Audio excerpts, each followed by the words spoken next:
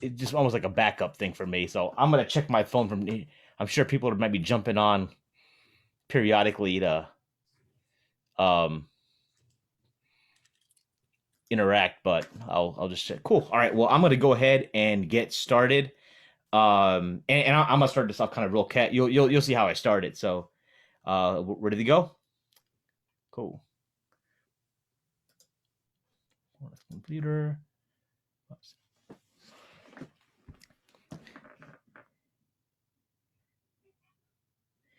So, do you remember the first time we met? I don't. Okay. It was at that kids Molid. You remember that at U Chicago? Yeah, that like some sort of Unitarian church by the campus. I do remember that. Yeah. Right. Yeah. It must have been like 3 years ago or something. So I just remember and I think we were in the because it was like for the kids, right? Our kids went off in these little stations and they did like posters and did nasheeds, Yeah, etc. yeah. And I remember we were like at the end, we were there like had food and like snacks. Hmm. And I remember we are just chanting. I was like, "Who's this guy?" And like because you carry a cane around, you got like a blazer and you're like a vest and a tie. And I was dressed kind of like how I am now. I'm like, we're both dads. Our kids are there, and we're just kind Hmm. of talking. And then that's kind of that was the first time. And I remember, and you said, Aren't you the guy from the podcast?" I remember that. I Um, recognized your voice. That's what it was. because we weren't on YouTube then. Yeah, we No. weren't on YouTube. So back then I was getting recognized by my voice. Yeah. That was always a trip whenever I'd be in some random location and somebody would come up to me and like ask, like, hey, are you the host of the Mad Mumluks? So no, but first of all, and then I remember we connected later on social media. We met a few times while you're in Chicago, and now you're seems like with this Hamza the Historian YouTube channel, I'm just like, dude, I was sleeping on you, man. It was like I knew you on this kind of like casual level, and I was like, yo, this dude, like, the dude's a beast. I'm not. I know we should be tooting each other's tooting your horn right in front of your face, but yeah, but like but it's interesting because you post a lot about your past, right? So Hamza used to be Cody with dreadlocks, That's right, right. and a power lifter. I was still power You lift. I still was power lift, right? deadlifting 315 today. Okay, 6 reps. so yeah, real quick. So I remember you had some injury issues. When did you start powerlifting? Was that like something you did as a kid, or as early as I don't know how early you can start powerlifting, but So in high school, I was kind of like skater slash emo goth dweeb nerdy okay, guy. yeah, And but I grew up with a father who was always into bodybuilding. He didn't compete or anything, but it was like his hobby. And so I seen it a lot growing up. And then, I mean, ever since I hit puberty, I've been a little like heavy set. I was later diagnosed with hypothyroidism, okay, but I decided like when I was, I don't know, 19 or 20 or something like that, I wanted to like go to the gym, be active, be fit, and lose weight and all of that. hmm, And I just kind of like realized I really like living heavy stuff. And I didn't know that I was like as strong as I was. And I kind of just had a natural knack for it. So I just started getting into it and competed and stuff like that. And and so powerlifting is like that. Is that like what deadlift, squat? What are the lifts that are involved there? yeah, so like in a competition, first you do a squat, Okay, and then after that you do a bench press, and then after that you do the deadlift, and then like they add the weight that you lifted for each lift, and that's called your total. hmm, And then whoever has the biggest total in the same age and weight class division, wins, so to right. say. Okay. Now I remember when you had told me that you had hurt your back or something, at some point. That's why I have the cane. Yeah. Mm, I was actually working at a factory, eyeglass factory, makes glasses like what me and you are wearing, hmm, and I got injured on the job. So it had nothing to do with the weightlifting, but like, I mean, it took me until now. That happened in 2014. It took me till now to kind of be able to lift the same weights again. And now it's starting to heal a bit better, and I don't walk with a cane as much anymore. But it's been a long road. I see. Now powerlifting for those aren't is that like where you're doing the lower like people who because Right. I've actually got back in. Well, I actually was never in the gym. I've always been a yo-yo. I've always been your typical yo-yo dieter, casual, go to the gym every once in a blue moon. I've only really been taking it seriously the last like few months, and really the last 80 days, because I'm in a program. I hired a coach and everything, and he's got Ooh. me like he's literally got me what I think is on a bodybuilding type program, right? Where I'm doing a cut, and a lot of it is like high repetition. So I was because like I was telling him the other day, I was like, bro, you got me doing like 3 sets of 15 squats. I mean, like three with 15 reps, and he's Okay. like, but he's like, but like you with that you can't like go heavyweight because at rep 10 or 11, your form is you're starting to get fatigued, right? Yeah. Um, and then we were talking about like so a lot of my I know people that got into the whole 5x5, the Mark Ripito starting strength program, and they tell me that they're being able to lift all this weight, but when I look at them, they look the same, right?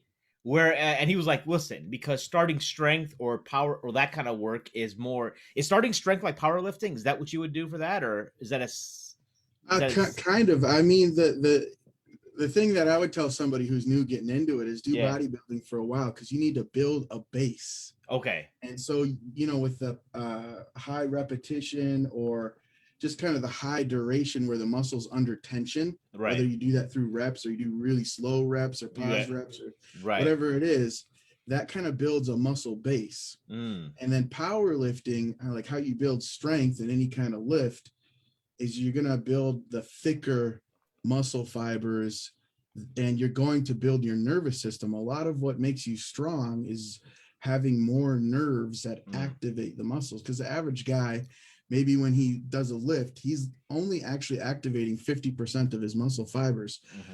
Pro power lifters can activate 90+% of their muscle fibers. I got you. Okay, cool. Anyways, I don't want to like waste too much time. I know it's my thing right now, right? And I'm like, it's when you probably understand this when you get into a fitness routine where like right now I'm like part of the reason I had to make a shake real quick because I was like I have so many calories left in the day today and I can't eat them at 10 p.m. or 10 whenever we finish up this show. And I'm like, so it's like that whole thing's always in the back of your head. Like, what am I going to eat? What am I going to eat? Tracking it. Can I have like this? Can I move stuff around? My wife screwed me up today because she brought home Pizza Hut for lunch, right? And so it's like, okay, I can take it's thin crust. I saw some thin crust. I'm like, all right, they measure it out. I'll have some. In general, it's not tempting me, but today it was like I was starving and it was like really, I had food in my fridge. I can a minute to microwave, but the Pizza Hut sitting there fresh from Pizza Hut, right? And it's always the game, especially when the spouse doesn't really care. She's just like, yeah, as long as her mentality, as I said before, is like as long as it doesn't affect me, you can do whatever you want. Yeah. You know what I mean? But tell me this: going back to, are you a Minnesota guy originally? Yeah, I was born in Minneapolis. Okay, so you talked a little bit in high school. You were kind of like a goth, kid. What was were you interested in religion, spirituality, philosophy? What kind of things were you into as a kid? So, like, when I was real little, I was raised Lutheran. Mhm.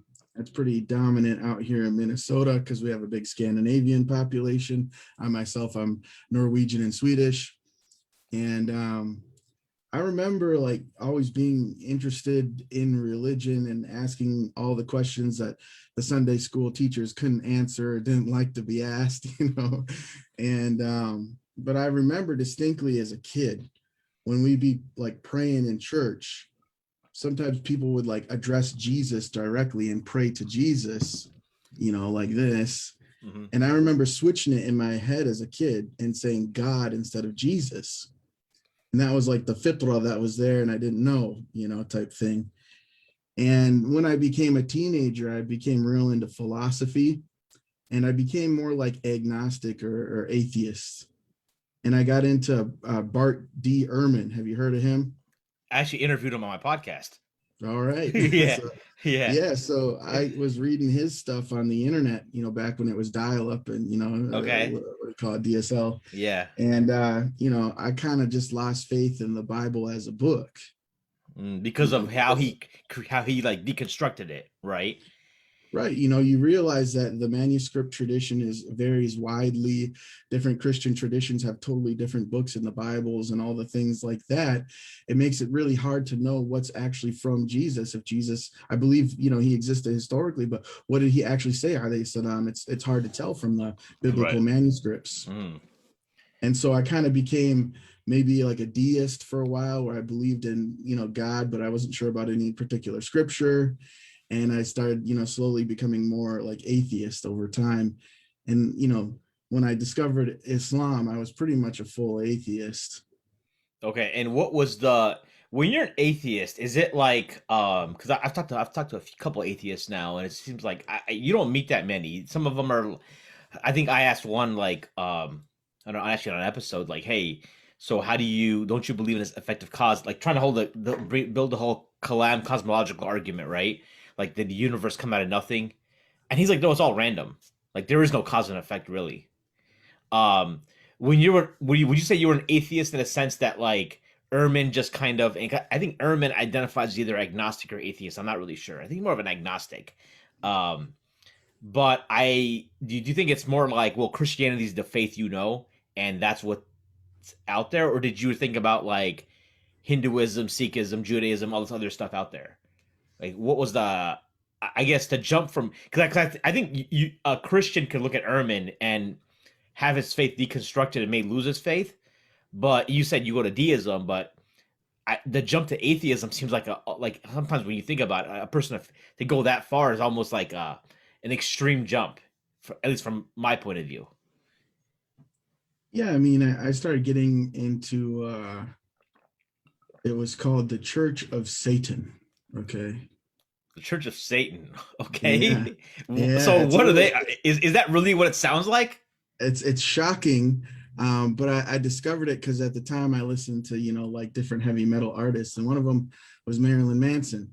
And I had read his autobiography that he was like made like a type of minister in the Church of Satan. So I got curious about it. It's just an atheist group. They like to use, Satan just to like shock Christians, basically. Mhm. And they had like some morals and principles, and that's what kind of got me like looking into that stuff. And then I started reading like Nietzsche and different, philosophers that had to do with like the American atheist movement, so to say. Right. Hmm. uh, you know and I can't say I was quite sophisticated. I was only a teenager, Hmm. Right. but it kind of just gave me a lot of doubts, right, about the existence of God. Okay. What about so how did you come across Islam? Just something just popped in your head watching the news. What was that all about? So I was never like too serious about high school because I was from Minneapolis, but then like my mom moved us from the Twin Cities out to the small town in Minnesota. And I went to high school in a small town where they didn't have like a lot of different electives to choose from. So I had like nothing that interested me.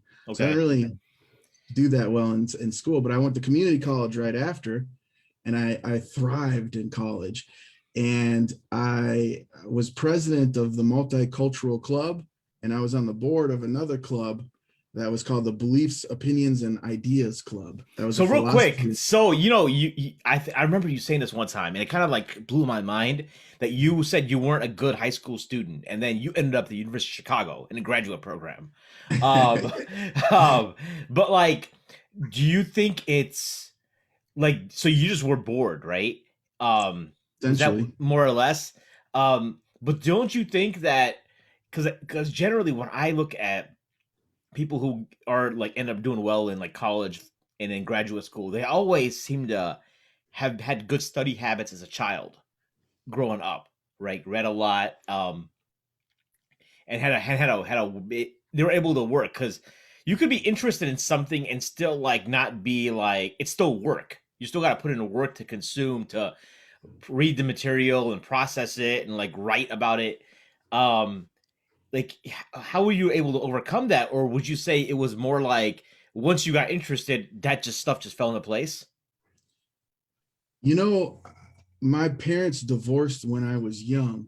And so after school, my mom would usually be gone working for like long hours. She would work like two or three jobs. And I would sit at home, but the one thing I did have was dial-up internet as a kid, and then Okay. later DSL and all that, right? So I spent a lot of time researching whatever my interests were on the internet. And this was back when the internet actually had, like real information Yep. before social media and all that crazy stuff. Yeah. Yep. Back when it was just like nerds, on the internet. Mm-hmm. Right. And Right. Yeah. And so, and I was never like, I never looked at myself as being dumb. I always knew like I'm capable and smart. Just I could tell I was smarter than other people. And I don't mean that in an arrogant way, but I could tell I had a knack for these types of things. And whatever I was interested in, I could do research on the internet and find out a lot about it. I would buy books about it and read it. And I had free time after school to pursue those things. I couldn't leave the house because I had to stay home and watch my younger brother. So I couldn't go socialize like a lot of kids would do after school. So I think it kind of, I had this, autodidactic kind of way of learning, right? That I cultivated just like throughout my adolescence, and nobody else really knew about it, I guess. okay. So you fast forward to community college. You're involved in these multicultural groups. What happens next? So I eventually became president of the multicultural club. Okay. And this is in a small town, so it's not like there's a lot of people of different cultures around, but there were some, and they're part of the club and all this and that. And I realized, through us talking and learning about different cultures in this club, that religion had a huge impact on culture. Fast forward to graduate school, most scholars or academics of religion in the Western tradition would say it's almost impossible to distinguish between religion and culture. They're always so deeply intertwined. And I kind of realized this back when I was in community college. And so I started learning about every major world religion because, I wanted to understand different cultures. And I almost even became like a Sikh because Oh, I what drew researched you about to that. that? What drew you to that? I don't really remember because it's so long ago. This was, probably like 12, 13 years ago. But it had like an element of monotheism that was, it's kind of similar to Islamic Tawheed that drew me into it. And, I wasn't that into like Western traditions or Western type religions, so to say, like Judaism and Christianity. I looked at, well, that's just like common in the West. I know those things already. I was like really reading into Hinduism, but I couldn't accept like the creation story, and I couldn't accept, this, and that. And I was reading into Taoism and all these different things, Shintoism, but none of them really convinced me. And, I was atheist and I had to disprove every religion. Yeah, right. So I had that attitude, right? Okay, absolutely. And I researched them all except for Islam. Now, did you know about Islam, or was it something that because I figured some of these religions are kind of foreign. I mean, we live in a post 9/11 world. I mean, you've had to like at least heard of Islam by now. Yeah, we all witnessed 9/11. And when I was in high school, they had like a world history course that I took. And it briefly like mentioned Islam. Oh yeah, they make Hajj, they pray 5 times a day, that type of thing. So I kind of had this vague idea of it, right? And at the time, I had this channel on YouTube called Cody Languages, which is now Hamza the Linguist. Okay. And I was making videos about learning languages because that's what I was into as a hobby. I had learned German, I was studying Chinese, I had learned some French, some Swahili, some Somali, these different languages I was real into. And one of the biggest, I guess you'd say, YouTube like language learners or polyglots, his name was Moses McCormick. He was known as Lao Shu. He recently passed away. And he was a Muslim convert at that time. And he was telling me about Islam one time. We had like private conversations. And he's like, I got this Quran in Chinese. And, I just did my interactions with him. I said, wow, this guy is like super nice. Yeah, like good manners, good character. Like, I guess maybe I don't know anything about Islam. And I started thinking in the past, living in the Twin Cities, I lived in an apartment building that had a lot of Somalis, had some Arabs in it. And I remember like playing with them as a kid. And I'm like, they were always so nice to me. Like, maybe I really don't know anything about this religion. Maybe I had it all wrong. is what I Mm. was thinking at that So point. kind of you had somehow subconsciously bought into this media narrative without really Right, real, and then you exactly. kind of were like, wait a second, that's sometimes that's like how often you hear this conversation. It's like it's nah, no, we won't consider Islam. Islam's not an option, right? It's just Right. like it's just like that's just that's something out there. That's the white American attitude. Yeah. Mm, You're seen as like a race traitor if you convert to Islam. that's literally that like that's the I remember we did the show with Ismail Royer, and he was in a cell with like some like neo-Nazi, and this guy was like chanting race traitor, race traitor. I was like, yeah, I mean that's certainly a challenge. It comes. I hear it a lot, to be honest. So yeah, I guess long story short, it just made sense to you, and you kind of that piqued your interest. What you said there gave me all kinds of goosebumps on my arm because the town in Minnesota I was living in is called Hutchinson. Okay. The president of the Nazi Party of America lived there when I was there. Oh yeah. So this was something I grew up around too. So it was a Mm. very real thing. You know, Mm. it was a very tangible thing. If I'm presentably Muslim in public there, real violence could happen to me. Mm. Okay. Yikes. Yeah, So, but he eventually was ran out of town. But it was. I mean, but he's got followers. Like, if you're there, you're not there in a vacuum, right? I mean, I feel like the dude was living there for a reason. So this guy had a stepdaughter who was like went to high school with me, and I was just hanging out at her house. I had no idea this was like her stepdad. Okay.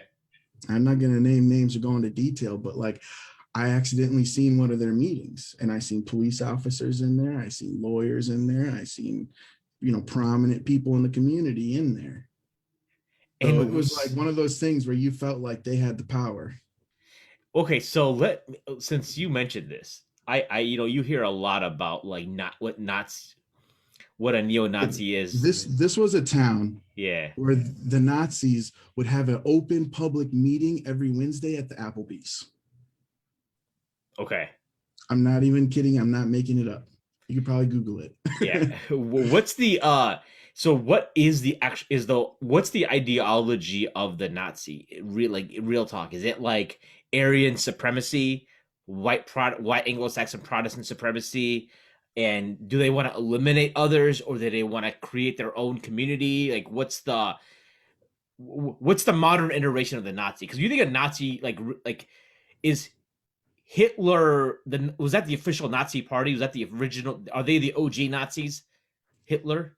I mean, some of them venerated them in that, venerated to Hitler and, Okay. in that way. But like Okay. the thing is it's every like group has its own different thing or different beliefs. Mm-hmm. Right. Yeah. And to be honest, in my recollection and my personal life experience, they're not like the most philosophical or ideological, really. Some of them are just more like, oh, we just want to separate and have our own country, or they just have the whole kind of a loose white supremacism. We're better than you, we hate you. And it's like, honestly, a lot of these people, they had like psychological problems is my my kind of view on them. So I think they kind of might try to rationalize that stuff. Maybe it's like a severe insecurity that they're kind of like trying to compensate for or whatever, or some severe trauma they had as a child. But that's more what it feels like to me. But they kind of but they actually call themselves Nazis, right? Yeah, I That's mean, skinheads shave the head. They wearing the camouflage pants with the big boots and all that. okay. Okay. So it's like the kind of stuff you see in like American History X. Yeah, it was very much like that. Okay. That was I think it captured the culture at that time. That movie. Okay. So you got like guys like you got like the alt right and Richard Spencer and those kind of white nationalist types, which just seems to be a more like sanitized because they will avoid words like hate. They say we just want their own like European ethno state kind of thing, but then based on some A lot of that's just pandering to outsiders too. Yeah, loosely defined Europe set of European values, which can't really be clearly defined because there is no uniform European value, right? Yeah, Other than the color of your skin, maybe. That's true. they look at the Nation of Islam actually and try to model stuff from them and Hmm. copy them. And then whenever they're kind of blamed or someone judges them, they're like, well, the Nation of Islam says the same thing. We're in agreement. Hmm. We want to be separate. That was Right. kind of like, and then the late 2000s, they started having the rhetoric started to change. We're like, okay, the skinhead thing, being in groups, being in a gang, it's not really the way to go anymore. We need to have lone wolves. We need to wear suits and grow out our hair. And then that's where you get the alt-right the decade after. Yeah. That rhetoric was already starting like 2007. Yeah. So the thing about the Nation of Islam, though, the Nation of Islam has a set of like coherent values, right? There's like a very specific like ideology there, right? There's a belief system around theologically even, right? That can Mhm. be united upon. And when you talk to I actually had a conversation with Richard Spencer. And I was trying to ask him, I was like, what is it about like so because he's a secularist, right? He's anti-Christian. So I was like automatically you being anti-Christian like cancels every like most majority of white Americans who might agree with you because they're like super Christian. He's also not patriotic. He's not like about America. Like You know why that is? what? Why is Like that? people always try to associate the word postmodernism with the left, but postmodernism is on the right too, and he's the right wing iteration of it. The Mm, whole alt fact like kind of movement and alt right movement and Trumpism to me is just right wing postmodernism. okay, okay. It's kind of like a Ah, right wing Hegelian, right wing Nietzschean like way of yeah. thinking. Hmm. Is there a market for that in America? Like, if you take the religion out of it, right? Is there like a real market for that in the United States? I don't think there's a lot of people that intellectually align with that. Yeah, I don't And either. I do think a lot of the base is like evangelical Christians who Yeah, kind of see Trump as their protector. right, right. And I think Spencer flipped on Trump, right? He ended up like flipping on him like midway through his term at some point, and it was interesting because I was like, what about in Europe? Why don't you go but Europe? He's like it's so divided. Everyone's different. I'm like, well, there you go. Like, I mean, it's like, yeah, you could have. I mean, you could have an ethno state of like 10 people that think like you. It's like a little village, and you ain't bothering nobody, you know. So it's to me, it seems like sometimes it depends though, because in your community, when you know the cops are showing up and attorneys are showing up, that's a different ball game. Now that can have serious ramifications. You know what I'm saying? Yeah. The people in power. I mean, it reminds you of of Mississippi burning, right? When those kids got shot by the cops, and like the entire institution was like supporting the cops, and they like I don't know what the final verdict was, but just seeing who was all involved in Philadelphia, Mississippi back in the '60s. But Or yeah, what's that movie that they remade with The Rock? It's like Walking Tall or something. You know what I'm talking about? no, I haven't seen like It's kind of a similar deal. the ones I'm into the classic like Mississippi was it Mississippi Burning with like Gene Hackman. You're looking it up right now.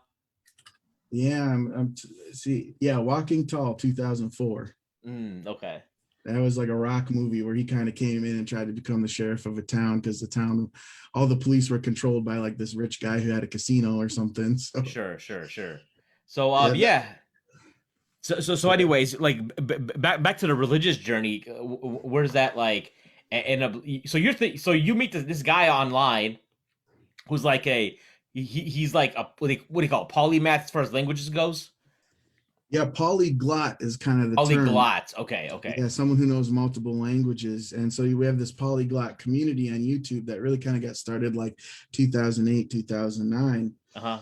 He was, I guess you might say, the most popular guy on YouTube until his recent passing. And yeah, he was telling me about Islam, and I ended up like taking it seriously and looking into it and becoming Muslim all just through the internet.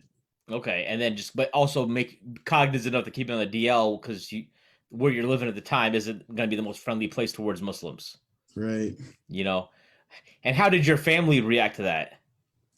So for a long time, I didn't really tell all my family members. I remember, I go to my dad's like on the weekends for visitation. Hmm. They're divorced, and like we go up north fishing or something, right? And I bring my laptop with, and like we'd be like in a camp or in a cabin or whatever, and I had my laptop there, and I was reading a PDF of the Quran, and my dad didn't even know, Mm.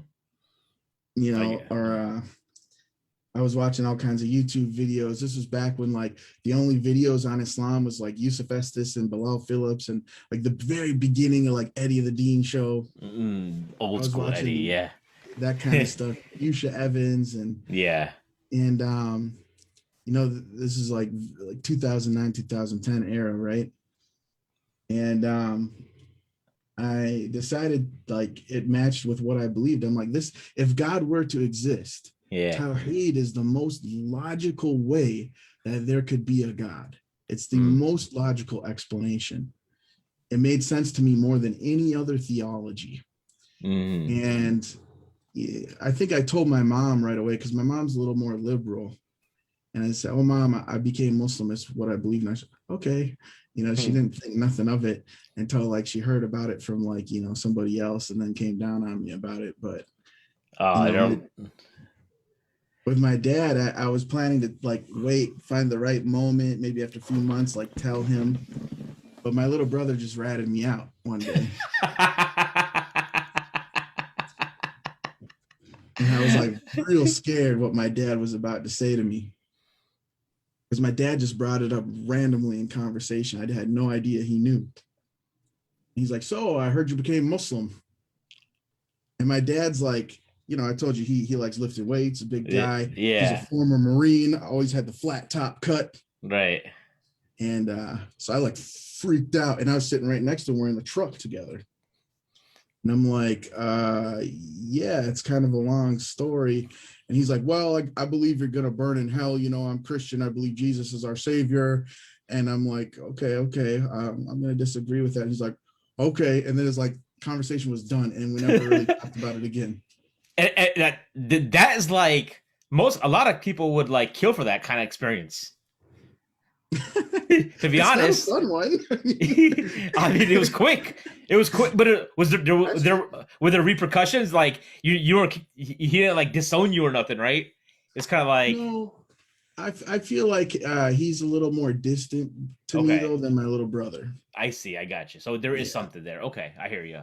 but All right, we're cordial. We're on good terms. We text each other and things like that, and call yeah. each other. And Okay, okay.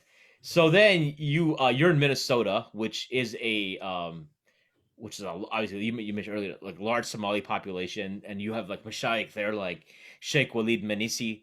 That we were, we can get into that, but did you like link up with the community pretty early on there?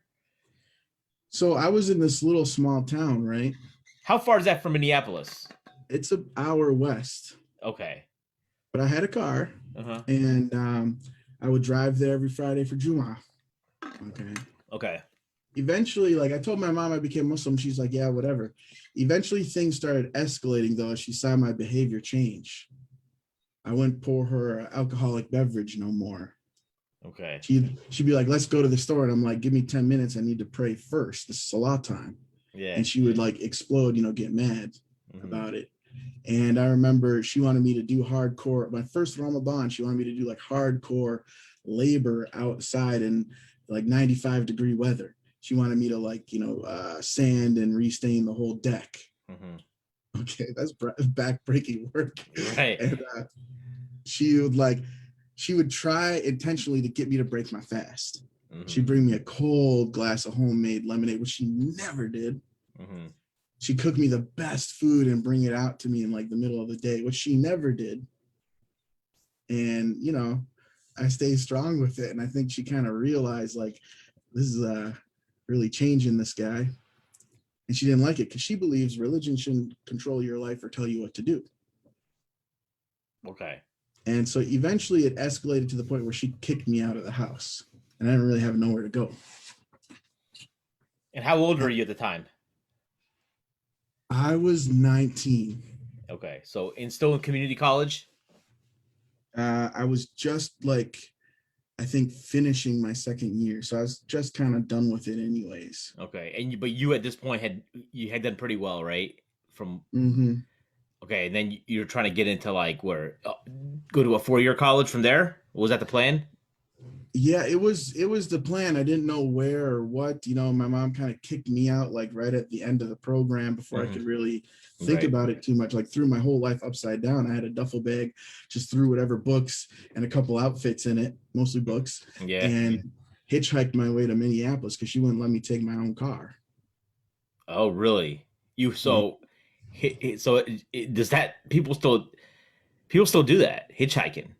Like, I don't think it's legal, but I did it.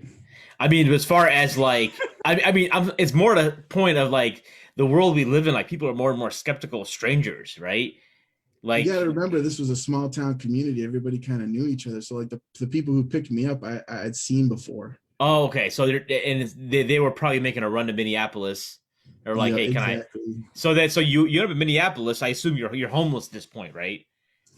Yeah, basically. And I think I slept a couple nights. Like I never slept out in the street Yeah, at that time. I did before that when I ran away from home once. That's another story. yeah. But I got to sleep inside a couple masjids, and then eventually, like they hooked me up with an organization in Minnesota, Muslim organization, nonprofit called Building Blocks, and Okay, they help new converts. And so they sent a convert brother over because I was just at a like Somali masjid where like nobody really spoke English. And they had, some white convert brother come over, and he took me to Sheikh Walid's mosque, okay. Walid bin Al Manisi. And that was on the whole like other side of Minneapolis. So it was a little bit of a drive. And I get there and I don't know what this guy's intention is with me. He didn't really tell me like why we're going there. He just says, we're going there to get you help. Hmm. I don't think he really knew either, but they told him to bring me there or something. Sure. And I sit down in the musalla, and Sheikh Walid bin Idris al Manisi, who's like one of the major ulama in America here, biggest one in Minnesota, so to say, was given a like lecture, a class, and I think it was on.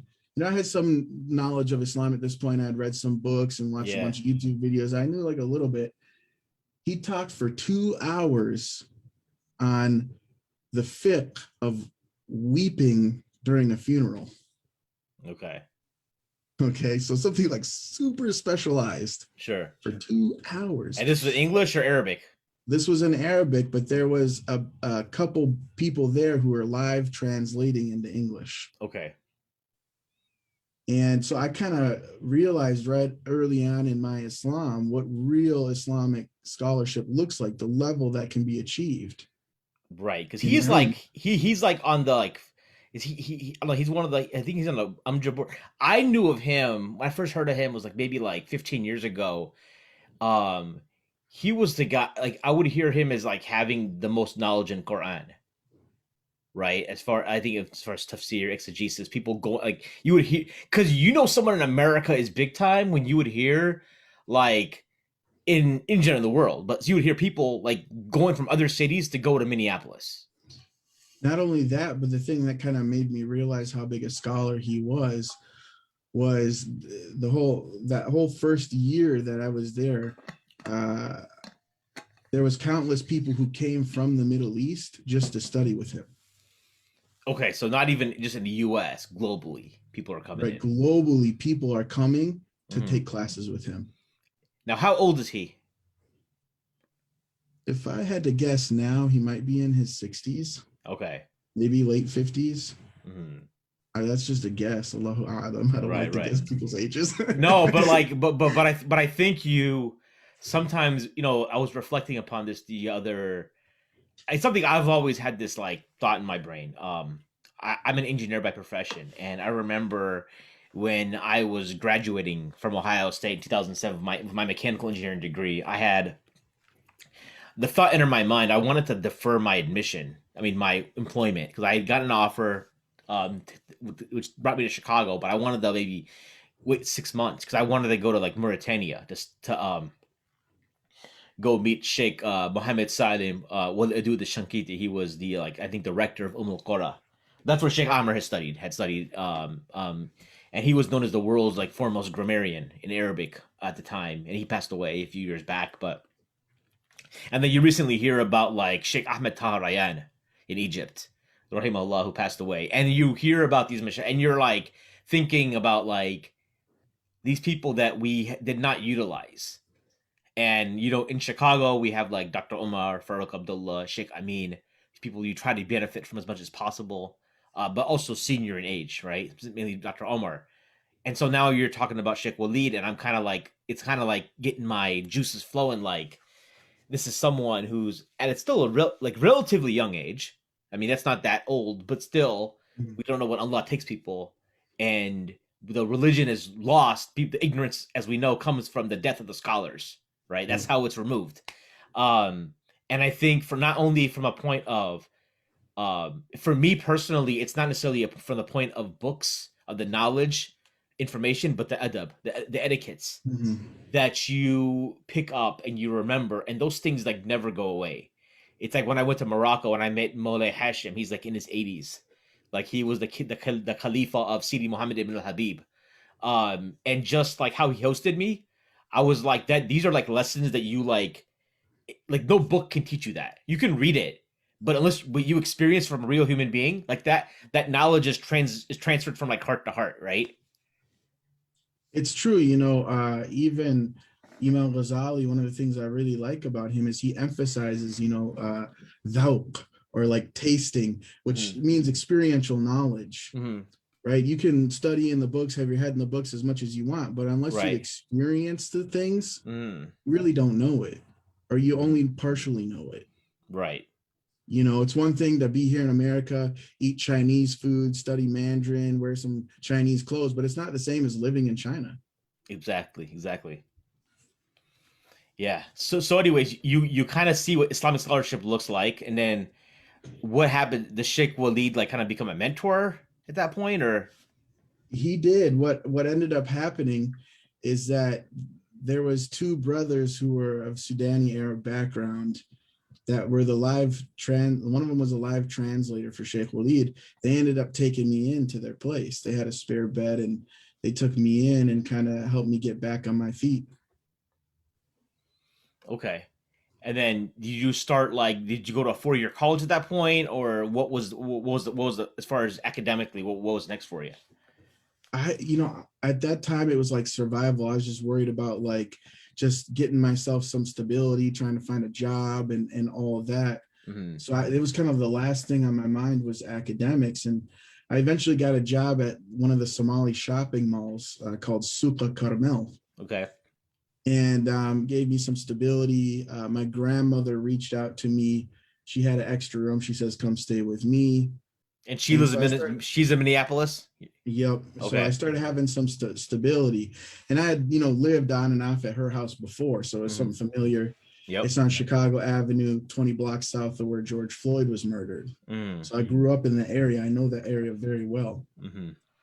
And the Somali Mall, I drive up every single day up Chicago Avenue, right past Cup Foods to go to work at the Somali Mall. Cup Foods is a halal store. I used to, like shop there. They have a masjid in the basement. I used to pray there. Like that was my life back then. And Ramadan came again. I think this was my second Ramadan.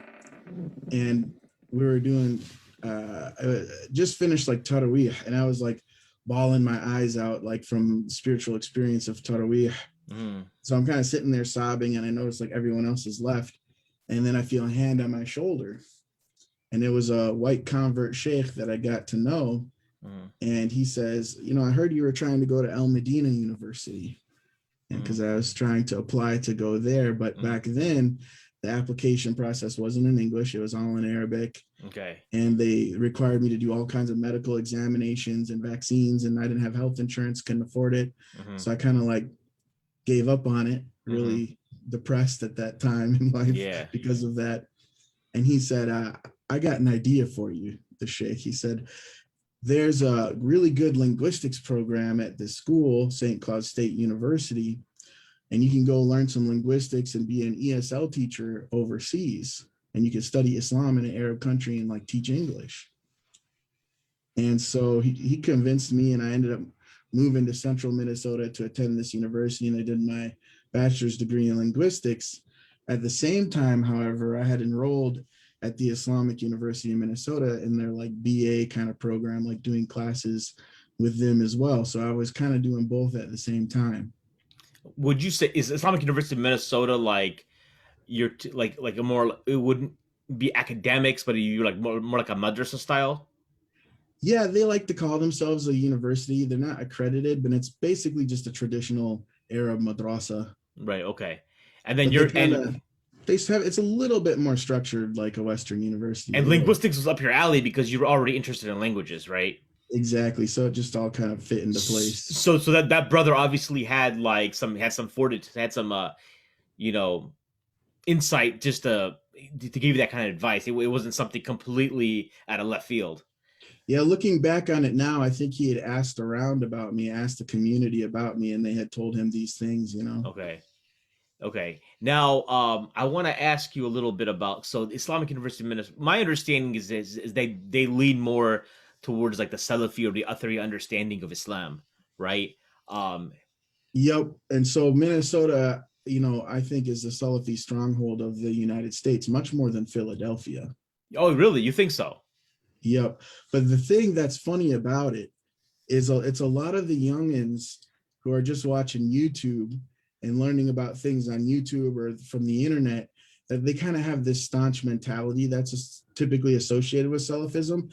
But when you look at Sheikh Walid or the other, you know, shuyukh who have like real ilm, they're not like that. And they say Sufism is a part of Islam. Mm-hmm. And they'll teach, you know, Madarij al-Salikin from Ibn al-Qayyim, the student of Ibn Taymiyyah, which is a Sufi book, you know. Mm-hmm. It's a sharh of, what was it, some Sa'irin, can't remember it off the top of my head, but so, you know, they're in touch with a more balanced kind of approach to Islam, I guess you would say. Because, you know, like Ibn Taymiyyah, one of the things he always said, and later Ibn Uthaymin always said, was you take benefit from wherever you find it, and then you leave that which does not benefit.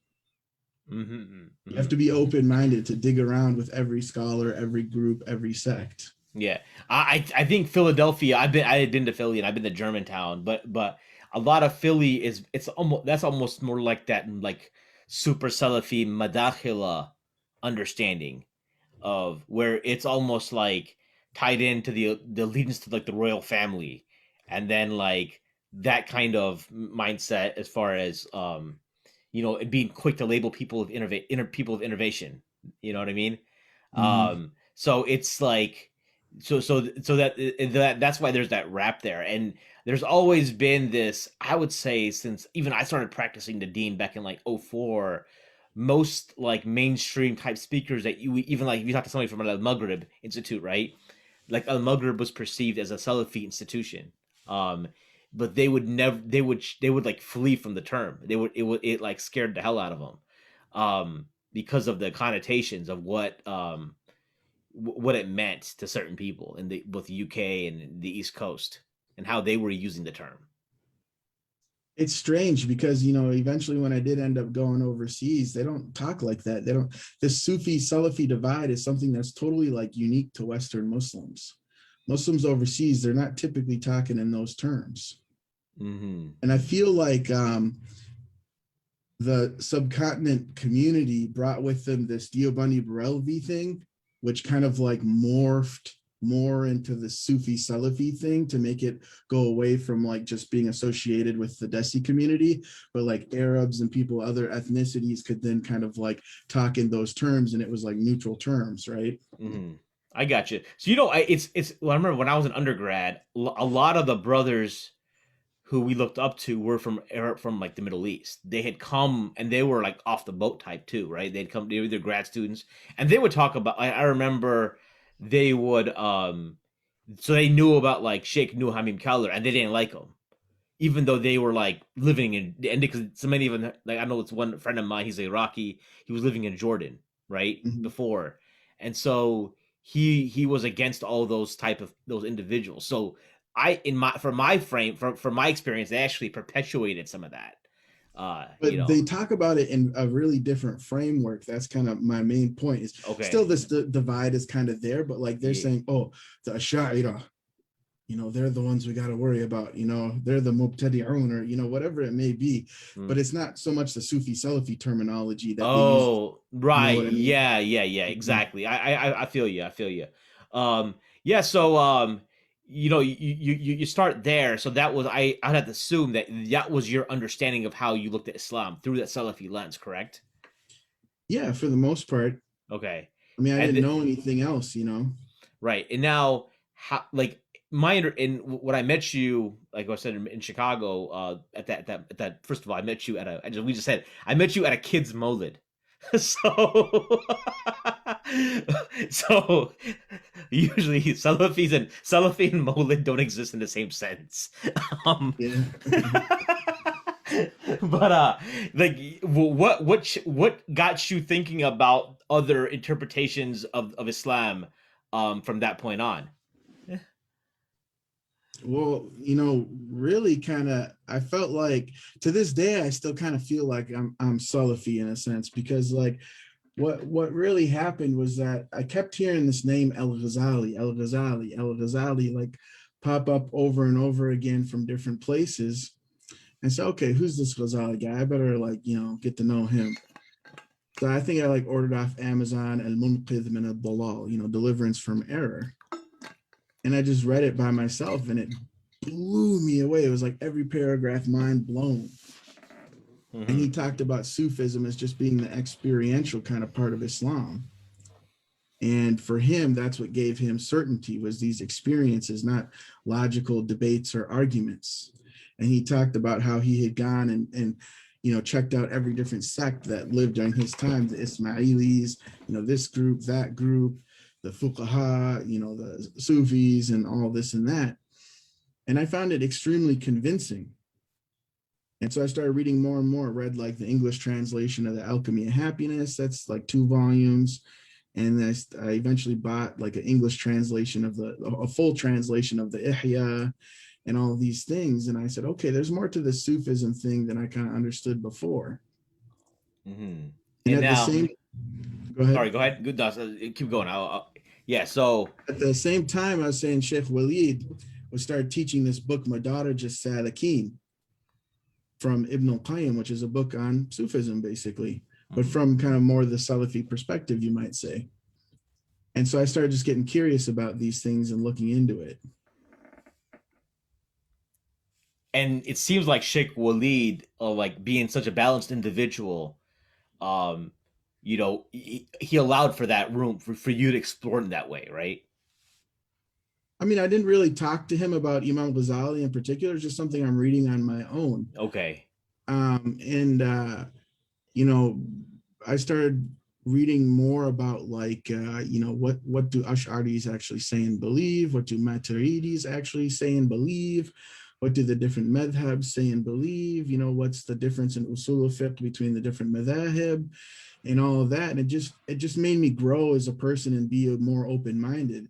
And to this day, I don't like associate and say like, oh, I'm Athari, I'm Ash'ari, I'm Maturidi. It's like, I think they are all valid and I think they all have really convincing arguments equally. Right, right. Yeah, I tell people, because I came from the Salafi background, specifically the Madkhali background, to be honest, and um, I haven't studied, like I've taken like Tahawiyah from like Ash'ari or Maturidi, Mashayikh, right? But I Mhm. haven't. But I'm not. I wouldn't consider myself an Ash'ari or Maturidi. I still probably consider myself. If somebody grilled me, they'd be like, I'm probably an Atari still, because I think that like I just have that base level of belief, right? It's just I haven't researched it in a way to like come to that conclusion. In fiqh, I do my best to follow Madhab Imam Malik, rahimahullah, right? And then as far as tasawwuf goes, it's like there's like I certainly am okay with the idea of giving bay'ah to a tariq in a tariqah or to a sheikh, right? I haven't done it personally, but I'm certainly open to the idea of Mhm. it, right?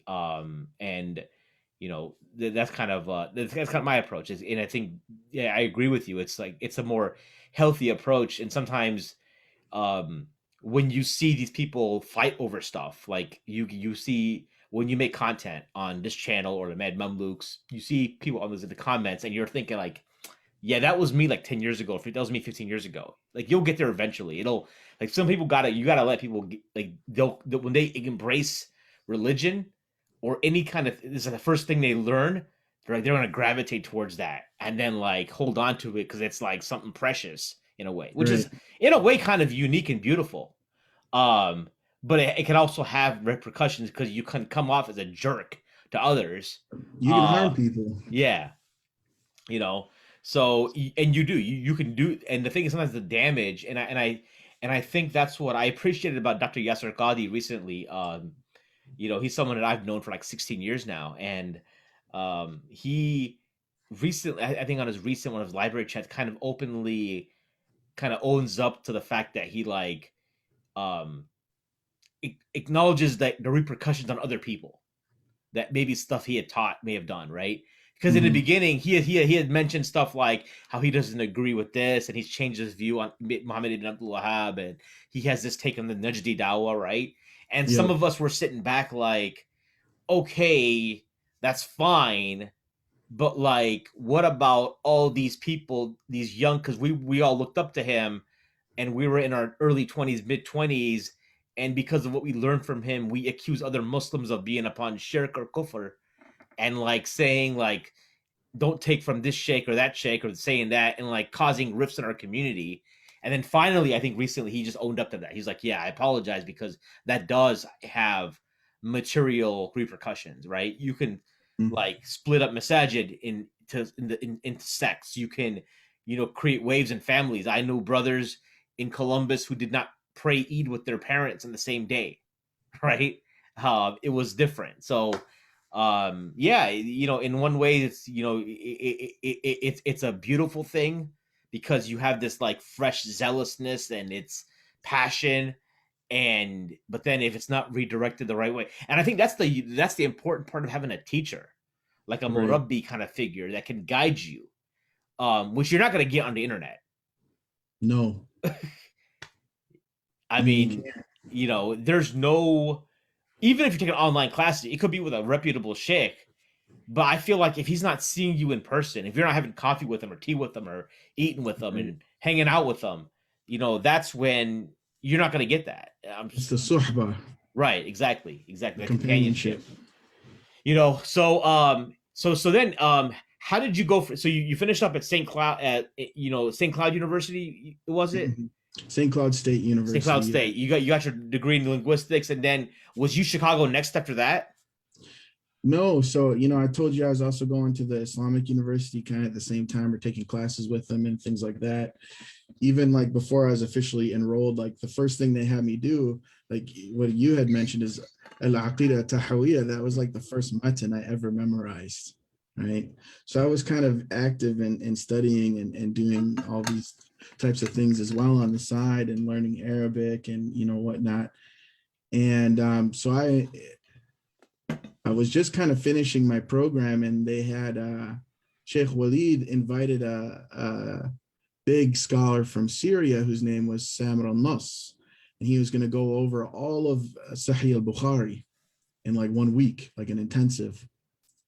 And so, man, I got to do this, and it like coincided with like a break I had with like the end of my program, and so I went to it, and well, this sheikh is, people will call him a Sufi sheikh, and all of his students who came there were Sufis and had the prayer beads and all these things, and so I witnessed all that, and I witnessed how Sheikh Walid had brought this person, said this was my former teacher in Riyadh who used to teach me Quran. I got ijazah Quran from him, So Sheikh and how he, Samer was Sheikh Walid's teacher.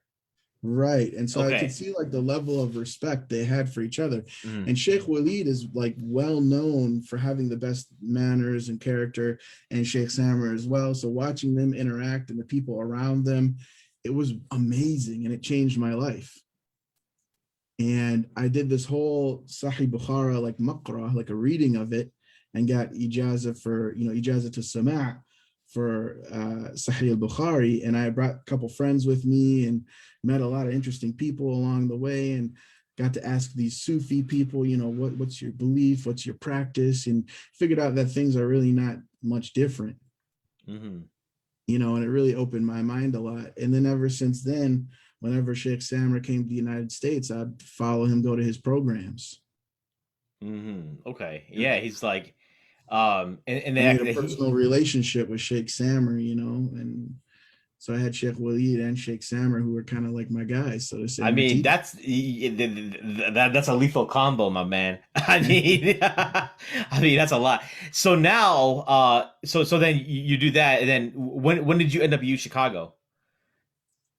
So when I was there doing the Sahih Bukhari program, Yeah. they were advertising that they're going to start a master's program for Islamic studies at the Islamic University there. So I enrolled in that. Oh, in Minnesota. Okay. Yep, Islamic University of Minnesota. And I was taking classes with them, like we did Zad al-Mustaqna', which is like a medium level Hanbali text.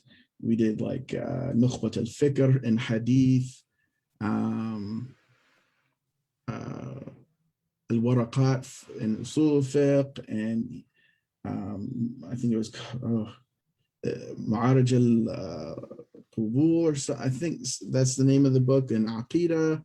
And it was just a really good program, and it was online technically, but you could also go in person. So I would drive there every week.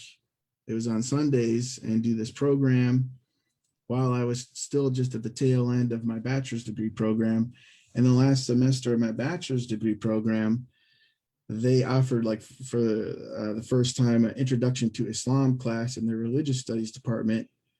And they had Middle East history as an elective. I had some room for electives. I took both of those classes as well. Okay. And so I started talking to the professors. I've taken these classes. I realized, I'm like, wait, you can like study about Islam in like the regular Western university? I didn't know they did that. And I talked to these professors. I'm like, this could be the career for me, just outside of my traditional Islamic studies. Like I have that over here compartmentalized, and this historical kind of stuff with the Middle East and Islam I can do as a job. Mm-hmm. And so they told me, various programs that had like Islamic studies in the Western universities in the country. Like they gave me a list, these professors. So you could apply to these ones to do your master's degree at. And I'm a Midwestern boy. I love Minnesota. There's no reason for me ever to want to really leave Minnesota, best state in the union. And so the closest one was University of Chicago. It was only 6-7 hour drive or whatever. So I'm like, okay, I'll apply there then. I had no idea that this was like some kind of fancy school. Never heard of it before. No kidding. Okay. Yeah. And it was the only one I applied to. And I just like applied. And like towards the end of the application process, I found out that it's basically like a fancy Ivy League school. Or Ivy League caliber, right? Not official Ivy League, but on that level, right? But it's an R1 research institution. Yeah. It's like ranked 10th in the country at that time. Yeah. And I started crying. I said, oh, there's no way I'll get into this place. I barely passed high school. I just went to like community college and some state university. Like I didn't have like super good grades in the state university. I had like a B+ A- type GPA. Okay. And I'm like, man, I don't know. Like I freaked out, but I'm like, whatever. I'm like, I got all these materials together. I already like did everything for the application process. So I'm just going to submit it. And you did your GRE and all that? Yep. I was just like, tawakkal ala Allah, and I just sent it. Okay. And I got accepted. And do you know why? I mean, from a material point of view, from because I applied to U Chicago when I was in high school. I graduated high school in 1999. I graduated high school, and U Chicago at the time used to have a pretty high acceptance rate, 55% or something, or 58%. The reason is that nobody applied. Okay, nobody applied because their reputation was they will just flunk you out. They would put you in this meat grinder and spit you out. People couldn't hang, right? it was not a party school, right? Mm. You know what I'm saying? There was this like you're talking to average, you're talking to people who are not from Chicago, and they're like South Side. Oh no, you're like you're gonna get mugged, you know, all that stuff. And the year I applied, the admission rate just tanked. I think there was an article or something that came out that year about Chicago because Chicago's, I mean, academically is out like the is always known for the economics program, I think, right? And then even the Islamic studies program is always well known. So I applied. Now I took an L, didn't get in, and then I was like, and at that point, and from that point onward, it was like I saw it becoming like more like you saw the rankings. I think back then it was like 18th, 19th in the country. And Mm. then like now it's because top 10, top 5, even the business schools there, but even the undergrad, it was like this. Yeah, it was a grind. So yeah, so somehow you got in. You never asked the admissions committee like why me, based upon because based upon what you told me on your stats, and it's a small school in central Minnesota, Yeah, community you ask college. anybody about St. Cloud State, they don't know it. Yeah, Never heard of you're it. gonna be like, what the hell? Like, how did that happen? Right? Did you like nail your GRE or something? Or So I tried to ask about this, but the professors, they don't want to tell you too many details because they don't want it to leak like how their process goes, right? okay, And but they it's ended up probably white telling privilege. I mean, it's definitely a part of it, undoubtedly. But they told me that, because you had been studying Arabic and you demonstrated that you knew Arabic, like in your writing sample, and you had a good writing sample. I wrote on Imam Ghazali's thought and the Ihya Ulumuddin and, how it's structured and how it developed and how the historical events that happened in Imam Ghazali's life contributed to how this book came into being. Okay. That was kind of like my research paper that I used as my writing sample. And the GRE, I had a above average, like, what was it? They had like a writing section, and there was another section that was kind of like analysis or logical analysis, something like that. And the math, they said I remember I called them when I was like applying. They said, we don't care about the math. You can get 0 on the math. We don't care. Like it's not needed for Islamic studies. Okay. And So I just guessed. I just guessed on every math question. I didn't even read them. what was your focus on it when in your master's program? What was your specialty? Islamic history? So I told them like you have the statement of purpose that you write, telling them kind of like what you want to do. And I told them that I wanted to research the history of the Hanafi madhab and look at authority within the madhab. Like who were the big movers? Who were the like Ahl al-Tarjih, who kind of made major shifts in the trajectory of the madhab? What are the different strains of it? And that was kind of what I wanted to do.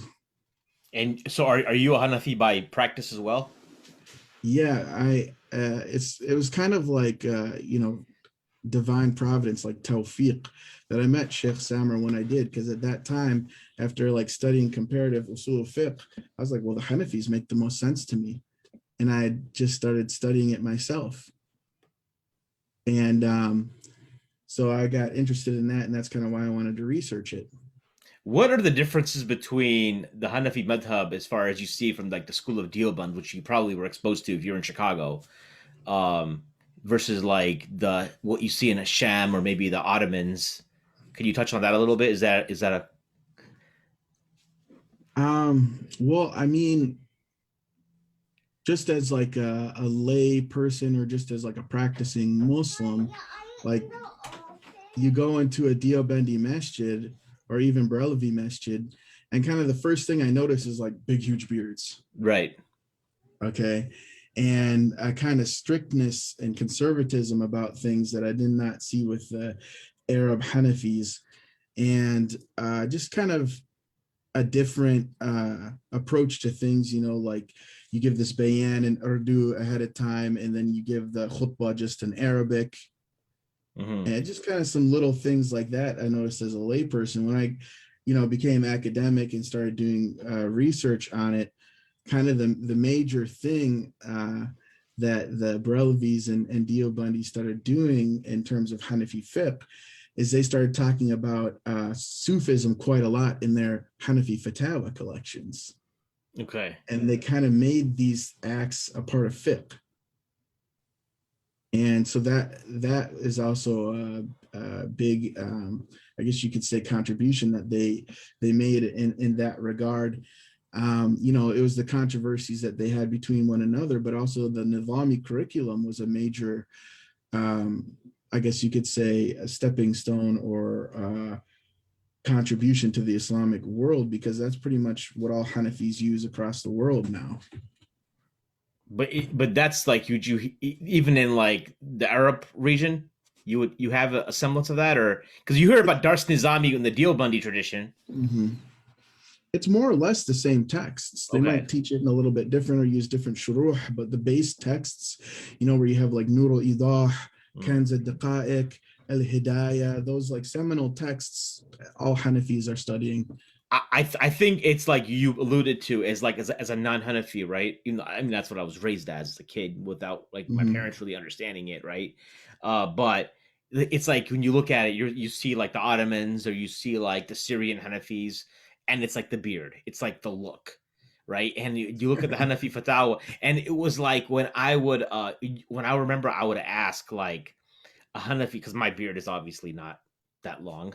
I remember I would ask a Hanafi Sheikh about it one time, and when I moved to Chicago, and it's like there's ijma that it has to be fistful. The only difference of opinion is do you cut it after the fist length or not, right? Yeah, so that shows to me kind of the insularity that Deobandis have always had, because they're like kind of a counterculture movement. A lot of their madrasas are out in the rural areas, you know, and the Brehlevis kind of make up the popular religion of the masses, so to say. Okay, And so they're very insular. They have their own fatwa collections in Urdu, their own scholars who wrote in Urdu, and they look back and look at that. From a historical point of view, there isn't ijma about the beard in that regard. A lot of scholars from all four madhahib have disagreed about it. I got you. Cool, cool. I want to segue a little bit. So you at U Chicago, you know, you finished your masters and whatnot. But a lot of what's on your YouTube channel is a lot more like, I guess, secular history, post colonial studies. In the world we live in today, there's just trying to get an understanding of stuff. There's so much noise. We live in a social media world. One thing I appreciate about you, and maybe I'm not seeing, maybe you're doing this and I'm not seeing it, but is that you don't seem to be caught up in a lot of social media like riffraff, if you know what I'm saying. You make your content on Yeah. YouTube, right? And then you put it out, and it is what it is, right? I don't see you like tweeting at people, having beef with people. I don't see you on Clubhouse getting like, you know, getting bullied or fighting somebody. You know what I'm saying? I don't see that. But like with the kind of content I create, it's part of like the the baggage that comes with it is that you've got to engage the audience. You can't just put out content and like it can be very polarizing, right? And one thing Mhm. I've come to realize is that like if I'm going to be honest, like I haven't I'm like I did my degrees in engineering, okay? You study what you studied in high school, whatever they taught you in high school. And I tweeted about this like I think last week or 2 weeks ago. It's like I'll be 40 later this year, and I feel like there was like an update to my system that was missed. Like all of a sudden, there's this conversation about things like patriarchy and power dynamics and critical race theory that just showed up. I don't know nothing about it, but I'm expected to have the right position about it, whatever that is. Okay. So I was wondering if we could maybe like walk through like how, because you and I would agree that Islam at the end of the day is the ultimate, is our main worldview, right? Our main paradigm. But now we have to engage in the world as it is. And we have these tools that people have done research. There's academic work on it, etc. There's works being written. How do we navigate that? Like, you know what I'm saying? Like where do you even start? And the frustration, and I see frustration with people on both sides. People like I would consider myself probably more right leaning, if I'm going to be frank. And I think it's my disposition. When I was an undergrad, I was a treasurer of the College Republicans. This is even before I was like really serious about Islam. I was I used to before be a I, Republican. yeah, I was a treasurer of college Republicans before I was the MSA president. Like 2 years, it was 2 years removed, right? Um, and then I kind of got away from that stuff when I was a Salafi. I was like politics. I was apathetic towards how like Right. they're all jacked up. It's whatever kind of Yo. thing. And the other challenges is that like so you're expected to have an opinion. Your time is finite. You can't read everything. We are obviously like I feel myself. I'm falling short in basic Islamic like reading Quran, doing athkar, reading Islamic texts, educating myself about the religion again, which is the primary paradigm. But then I've got to like somehow figure out a way to like understand what's going on because because like stuff I do as a podcaster, guests I bring on, conversations I have, like people like I deal with the fall, and I'm the kind of guy that I've always been like, listen, people were like, we'll just brush it off, don't care. I'm like, I got a problem. If other Muslims have a problem with me, I got a problem. That's how I look at it, because I think we're an ummah. I think we're not like if some like I don't expect everyone to like me, or you know what? I don't even know that I at the same time I know that I don't like everybody, even if they're Muslims. But I think I think like we're losing this like basic decorum of knowing understanding what the ummah is, of knowing what brother and sister are, and I'm just like, man, where do I start? Like, you know what I'm saying? Like I've acknowledged I was having a conversation last week on Clubhouse in a locked room with Dr. Yasser Morsi. Are you familiar with him? I do not know him. No. Okay, he's a professor in he's a psychologist. He wrote this book called White Skins Muslim Mask or something. It's like a play on Fanon's book or something like that. He's in Australia. We were having a talk. He's really popular in the Australian community. He's known as like a CRT kind of guy. He's very amongst Muslims. He's like super polarizing, right? People either hate him or they love him, right? I found him to be pretty pleasant, to be honest. In a conversation I haven't read his stuff, but like only thing I hear about him are like either from people who love him or hate him, and it's kind of like I'm like I don't have a dog in this fight, but it would just so happen that like we were able to talk for about 15-20 minutes, but I don't know, man. Where do you start? Where do you start like talking about like how do you even like I guess when you're talking about epistemology, that's what it's about. Like how do we know what we know? Like, I mean, can we just kind of walk through that a little bit? What counts as evidence and which evidence is stronger and all those types of things. Yeah, and then understanding your own biases and understand, you know what I mean?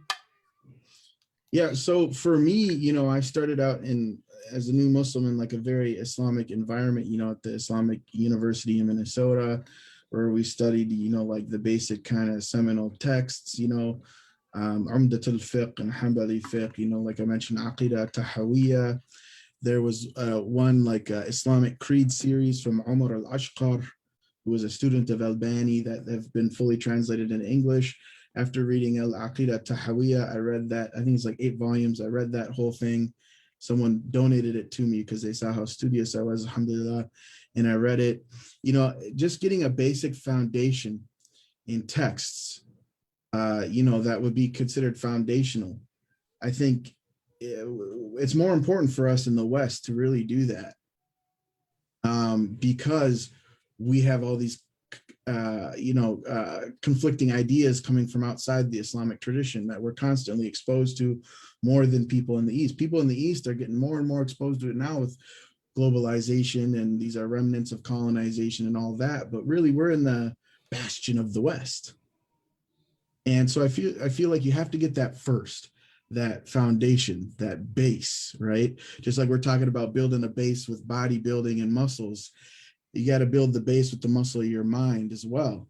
And so I say, I tell a lot of Muslims nowadays who maybe like they're in whatever kind of career and they want to take a pause and go study Islam, I said, go do like a 1-year intensive or a 2-year intensive, whatever you're able to accommodate in your life. But you do have to make sacrifices to get knowledge. That's just, there's no way around it. But if you're ready to do that, go do something like that. Like you have Al Medina Institute down in Georgia, where they do a 1-year intensive. There's different programs like that. The Deoband have their own intensive courses as well. And, whatever Chicago's got Darul Qasim. Yeah. Mm-hmm. And you can go find it, and when you have a good solid base and you feel confident that you've, done some basic texts like on each of the different Islamic sciences, then we have to deal with Western thought because that's where we live, right? Mm-hmm.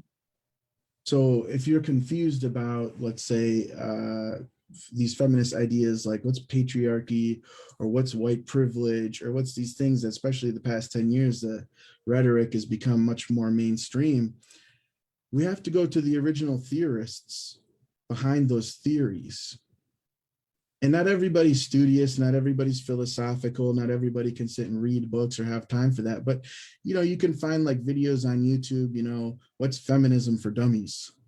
Mm-hmm. What's patriarchy for dummies type videos, and just get an idea as to what people are saying authentically from their own point of view about these things. Learn who the big thinkers are, who's Judith Butler, who are the philosophers behind these movements, because that just trickles down to like the lay people, and the lay people might be crazy or fanatic about it when actually the academic is not. Mm-hmm. Right, right. And it's just for us to just kind of figure out what's going on. So Imam Ghazali in his day, when Imam Ghazali was studying under Imam Juwaini, they had all this controversy about philosophy from Ibn Sina. And so they're kind of like, wait, we need to slow down, figure out what's going on here. They're saying stuff that sounds like kufr to us. And they actually sat down and read meticulously all these texts from Ibn Sina and the kind of philosopher type people. And Imam Ghazali, what did he do? He published a textbook, like Introduction to Philosophy.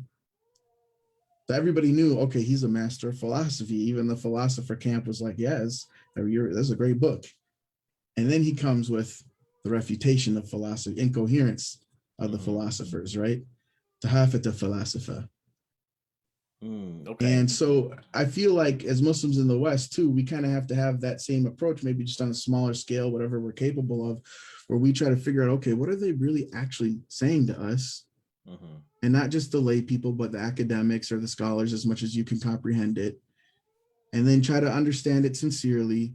And then go, okay, so what does the Islamic tradition say about this? Are there good things from Western feminism that we can take? Are there things that go completely against the Islamic tradition? It goes all back to that same principle I mentioned before.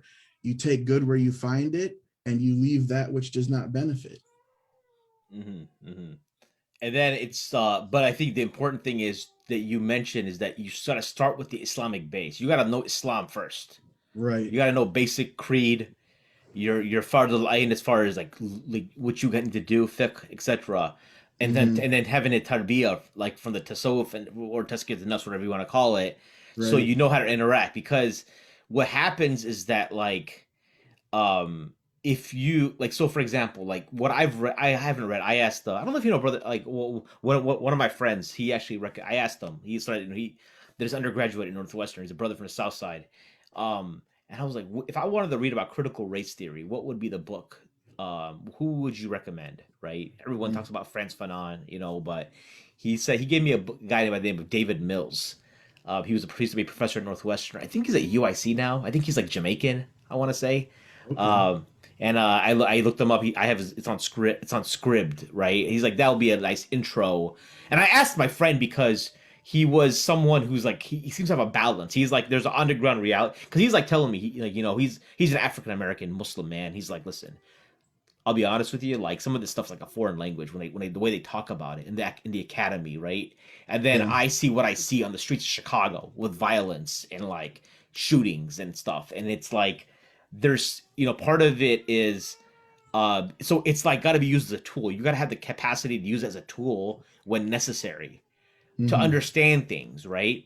Um, I think the problem with social media is that these loaded terms get thrown out and because feminism, you say feminism, I've been in the clubhouses rooms in the last few weeks where, um, you know, you people would say Islam is inherently a feminist religion, okay, and that is just such a loaded statement.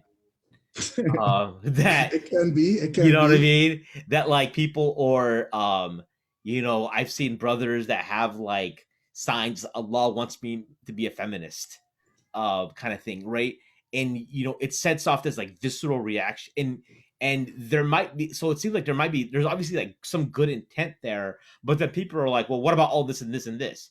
I think Mm-hmm. for one, we should avoid using language of the right or the left in America and then try to frame it in Islamic terms. Like Islam wants us to be capitalists because Islam's a free market. You know what I mean? Either way, I think that's where we need to get away from that. What are your thoughts on that as far as like in our dialogue in our language using things where like some brother was saying on some clubhouse room the other day, like I'm a socialist Muslim, right? I Okay. mean, you know what I mean? So it's like, okay, and he gave examples of why that works, and then he got countered with why that doesn't work. And I was like, wouldn't it just be easier not to like use that label, like because it's even with the right. You have these brothers who are like the red pill bros or the alpha guys, right? And you know the ideal thing, and some brother messaged me on Instagram. He's like, how do we like become like how do we do like do you recommend this red pill stuff or alpha stuff or whatever? And I was like, listen, it might work for you, but whatever you do is stop talking about it. Don't like say you're this. If it jives with you, just put in practice. But you don't got to talk about it because once you start using terms, automatically people are like, "Oh, you're one of those kind of people, or you're this, you're a leftist Muslim, or you're from the right, or you know what I mean?" And it's just like then conversation just goes to hell. Like it's already people because people it's convenient because we're intellectually lazy. We want to box people in, right? I was having a conversation with a friend trying to explain, and a friend who doesn't live in America, I was kind of telling him like, listen, some of these guys, um, you know, they don't agree with how you guys are virtue signaling some of the race stuff because we live in America and this is our reality. And if I told one of my African American brothers, like, you know, you not caring about them, not caring about like some academic work, um, etc., on decolonization because they're more interested in like day to day, like trying to stay alive, and you told them, "Oh, you're just brainwashed by white supremacy." I mean, I'm sorry, my friend would probably punch me in the face, right? Even though it may be true. Yeah, exactly, right. But because there's a type of like, you know, sentiment there. So yeah, I mean, that's kind of yeah. So I know I give you a lot there, but like, so just to start, if you so that so did you just take it philosophy by philosophy, like, and then kind of, or do you think about so or do you think about like by issue like feminism, if that's what's right now that's on your radar, you go back to the origins of feminism and then go from there? Well, you know, all of this that you've told me, what I think back to is in the early Islamic period, like Yeah. during the time of the four Imams, Abu Hanifa, Malik, Shafi'i, Ahmed bin Hanbal, you Mm, know, during that time when we had like Layth and Awza'i and, you yeah. know, um, the big thing to do, because it was still very much an oral culture, this is before the Islamic world really got paper, is they would have debates, munadhara, you know, jadala, like these types of different debates that they would do, jadal, you know, Right. disputation, argumentation in public with one another. And, you know, you can go and read them. Some of them are even in translation. Ahmed al-Shamsi translated a lot of them in his book, The Canonization of Islam. You can go read them and see how they interacted and talked with one another. And I think you know, we've both been in Chicago. You know, in Chicago we have Dr. Omar Farouk Abdullah, and one of the things that he always reiterates is this book called Plastic Words from Uwe Purksen, I think is how you pronounce his name, but it was originally a German book. They translated it into English. You can find it, you know, PDF pretty easily out there. But you have these words that like feminism or patriarchy or critical race theory or whatever, that they're triggers for people, but they a lot of times they don't really have a lot of meaning themselves. And so my first thing is why is that giving you a visceral reaction? First, we should do introspection. Think about ilm nafs, you know, the psychology of ourselves, the tazkiyah, the tarbiyah, you know, that aspect. Like, okay, why am I reacting this way? Is this because my nafs? Is this because I'm having an ego? Like what's going on here? And then secondly, you want to ask the person, what do you mean by that? Because these are empty plastic words. People mean all different kinds of things by these words, by socialism or communism or capitalism or what have you, anarchism, libertarianism, all these different things we hear about. Everybody's got their own idea about them, and communists debate with each other all the time. What is communism? And so I'll ask, what do you mean by that? Instead of trying to box them in. And I feel like this attitude of trying to box people in is something that's like a remnant of the anti-intellectual Protestant culture that's dominated America throughout its history. We got to remember, it was like hardcore Salafi Christians, aka the Puritans, who separated from the Anglican Church, came and founded America. And our culture is an extension of that in a lot of different ways. And later on, the immigrant communities that came in, Germans, Irish, a lot of them were also Protestants, some Irish more Catholic, but like Protestantism is still the dominant culture in America, even though we become more secular with the Western world. But I would argue that secularism has a lot of elements of Christianity in it. It's not that secular is another one of those plastic empty words. Well, what do you mean by secular? What does that really mean? It evolved out of all these wars that the Protestants were having with one another and the Catholics. And they said, okay, we need to get like religion kind of out of the public sphere so that we stop killing each other. Like it has this whole history to it. And I think we need to try to reflect on that and think about those things as much as possible, not be so quick to just jump at people when they say these things. Because if I tell somebody I'm a socialist Muslim and they start asking me about it, they'll be like, oh yeah, that's just what Islam says. The next question would be like, well, why would you use that label if it's redundant? I feel like these labels, that's just what the lay people are using out in the streets. And sometimes you got to speak that way so that people understand where you're coming from. Mm-hmm. And sometimes it's just an attention getter too. Right. Like a clickbait title thing that gets people's attention. You get, okay, now I'm going to tell you about this socialist Islam. And what is it? We give sadaqah to each other. We're paying zakat. We're pulling resources. We're a jama'ah. We're not just, ahlul sunnah wal infirad. No, we're a jama'ah. Mm-hmm. So, I mean, you got to ask people, what do they mean by these things? Mm-hmm. Okay. So what about like when you see people that are seen as authorities? So someone like Michel Foucault, right? I think you mentioned one of his books is on one of your reading lists, one of your videos, right? Relatively modern individual, okay? Mm-hmm. So would he be someone would he be like a root of a philosophy, or is he more like more of a modern because people that's what people see. Even Fanon isn't that he isn't that old, right? I mean, recent. It's last 100. We're talking last 100 years. Yeah, so like Foucault and Fanon were kind of active during the same time, but Fanon I think is a little bit older. Okay. And basically, Michel Foucault, I generally find him distasteful. He just kind of takes the Nietzschean paradigm and builds on it. Okay. And I think Nietzsche is just a great big shaitan, but that's a whole nother can of worms. Mm-hmm. But he has this amazing book, and he comes out of the French tradition. So, I did my undergraduate degree in linguistics, and like the father of linguistics is a Frenchman they call Ferdinand Saussure. Okay. And he started what was known as structural linguistics. From that built structural anthropology. There's a very famous French psychoanalyst named Jacques Lacan who built on that theory of structuralist linguistics. It's sometimes just called structuralism.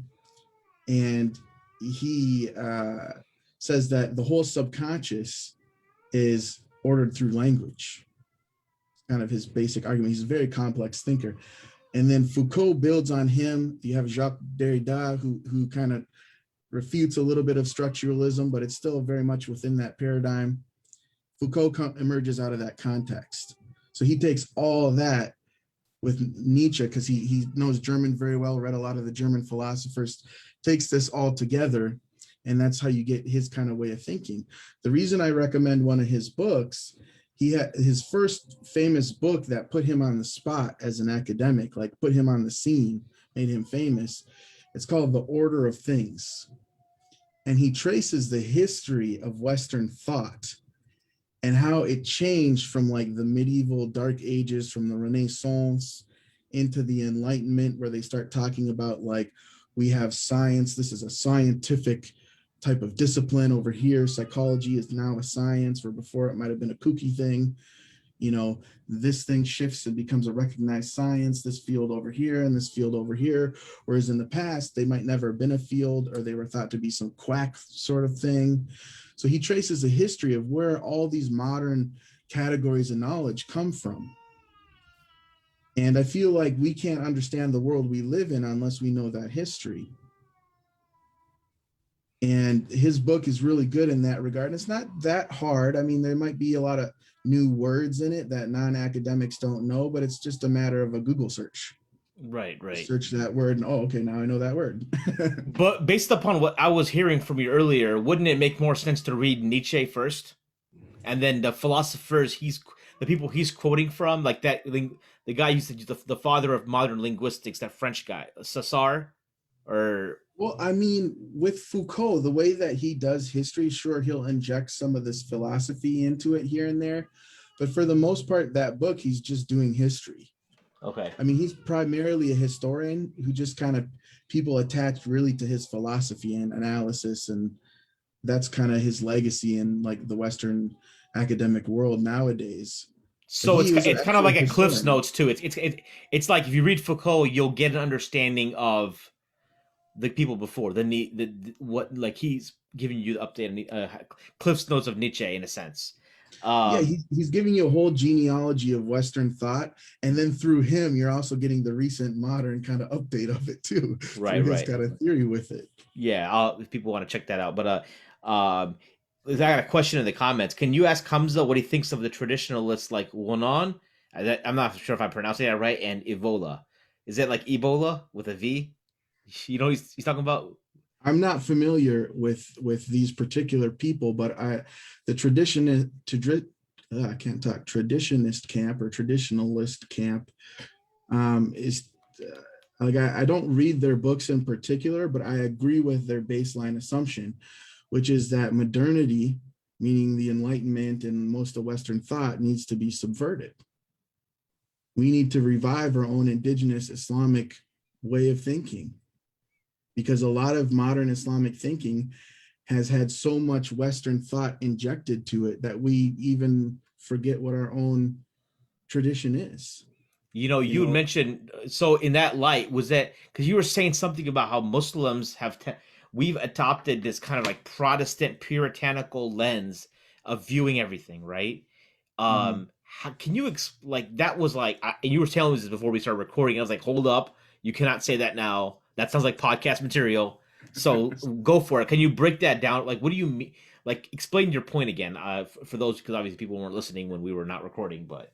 So in I believe late 1700s it was, Napoleon invaded France, and this was a shock to the Muslim world. And it was really the first time that the Muslim world had to deal with the West as someone more powerful, even though it was temporary.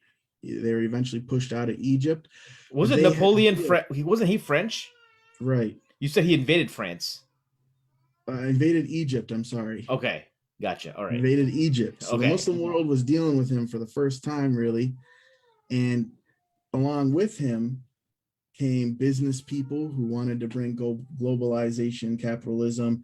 Along with him came Christian missionaries. Along with him came Orientalists who wanted to study about Egypt and Egyptians.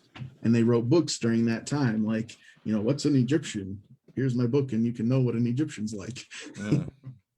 And they were kind of rudimentary types of Orientalism, but it was Orientalism.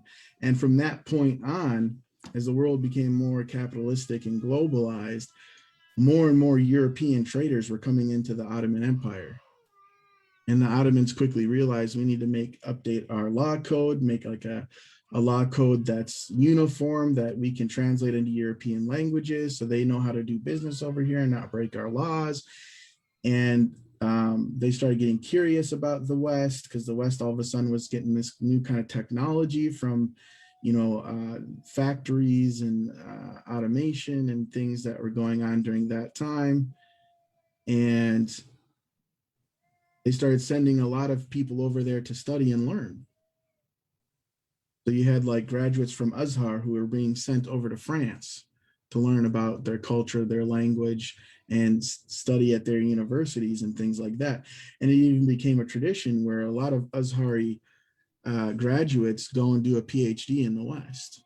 And that's still a tradition today. And this scholars were sent over from Syria. They were sent from, what's now Turkey, Anatolia, and these different things. And they brought back with them Western ideas. And then actual places became colonized, became actually ruled over, by the West, either directly or indirectly. Their suzerainty or, whatever, like Palestine was invaded by the British. Somalia had been invaded by British, Italians, and Portuguese, and all these different things going on. We know what happened in the subcontinent with Britain and all of these things around the Muslim world, right? France took a lot of Africa, things like that. Even the Spanish were in the Saharan desert, and we became highly influenced by their way of thinking because we are also getting educated by their institutions. And a lot of these Western ideas began to seep into the Islamic world and change the way that Muslims started theorizing or thinking about their own religion. So that's where you get like Muhammad Abduh, who tries to say the jinn are not really spirits, but they're germs. They're like disease, like bacteria. Okay. And the contemporary iteration of this is Zakir Naik, who wants to get on TV and explain to us scientific miracles in the Quran. One of the things I saw in graduate school that really made me question that approach was old scientific tafsirs of the Quran from like the 1800s. And they'd talk about, oh, this is the miracle right here in the Quran. The Quran proves it. The earth is flat. The earth is flat. Yeah, things that are completely unscientific nowadays. Mm-hmm. And they're using this approach on the Quran, and they're taking a materialistic worldview from the Western Enlightenment and trying to look at Islam through that worldview. And they're becoming detached from their own tradition. And what happened at the same time is the Orientalists came in and scooped up all the pre-modern manuscripts and brought them to Europe and put them in European libraries. And it wasn't until some Muslims who were educated in the West, like they kind of got a clue as to what's going on, and they would go travel to France, to Germany, photograph manuscripts, bring these photographs back to Egypt or wherever, and start editing them and republishing them. And that's where we get Sahih Bukhari as a published book. Or before it was only in manuscript form as Fath al-Bari.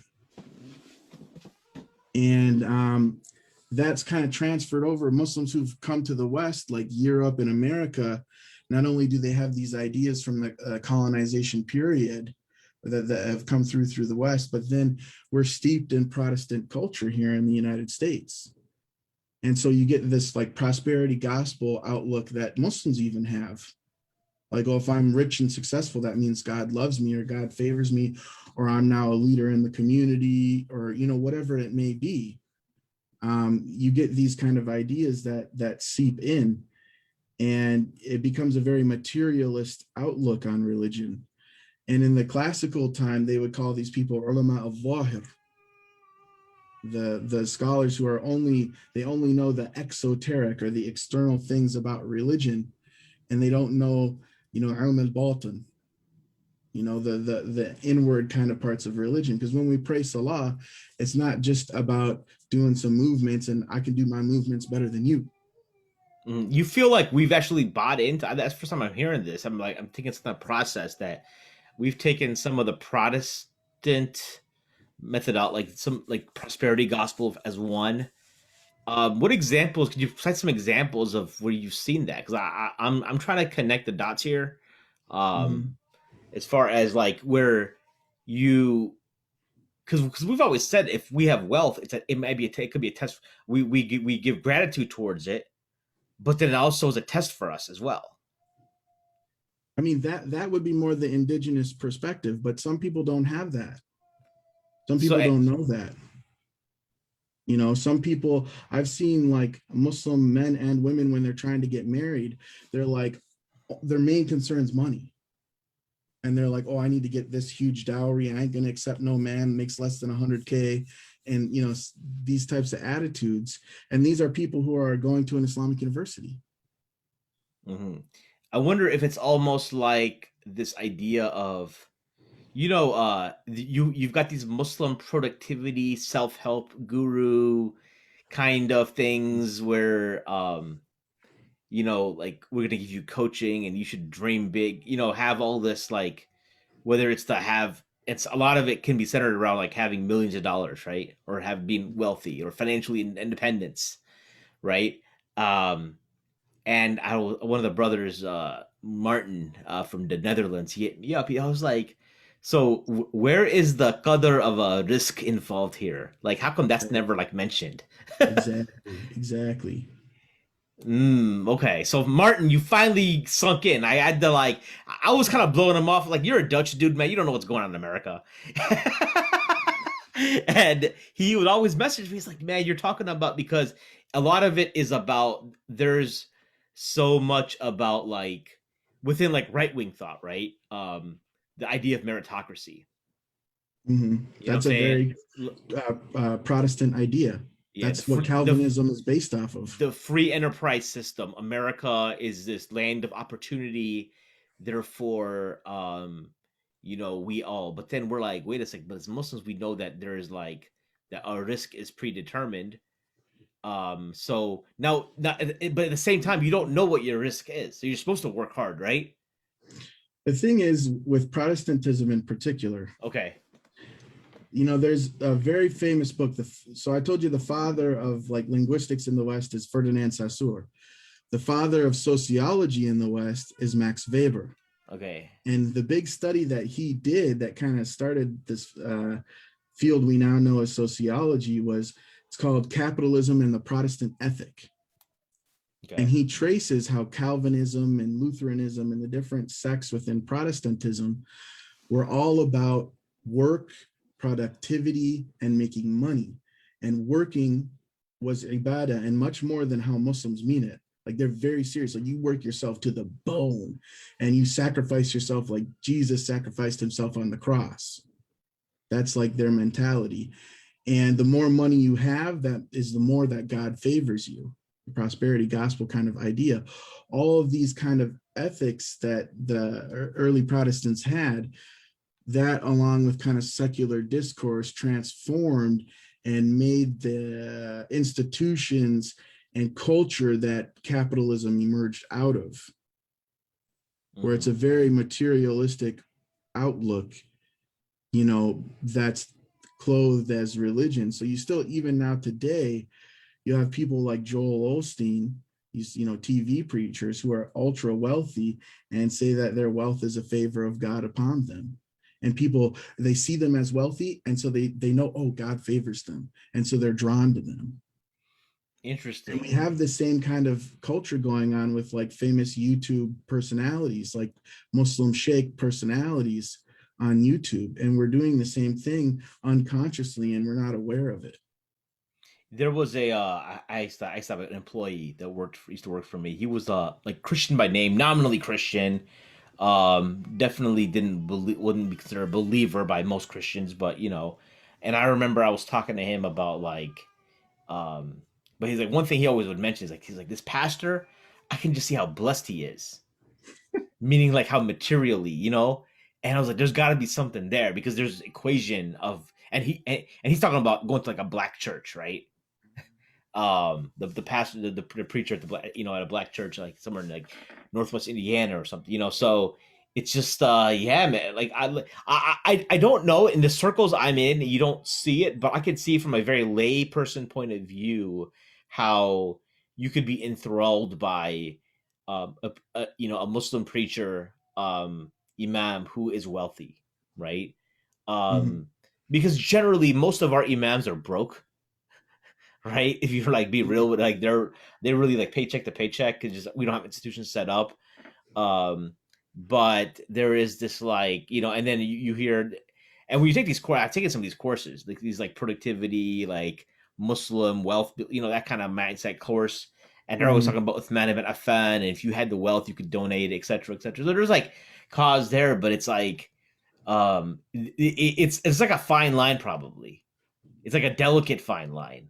In my personal experience, and Yeah. you can't know what everyone does behind the scenes, but Right. the Muslims that I've seen with wealth, Yeah. they they donate it and try to do some good things here and there, but it's nowhere near the percentage of wealth donation that the Sahaba did. Right. And so, the thing about the Muslim world that I don't like, if the Muslim world, the medieval Muslim economy, was transported to now, the here and now, Hmm.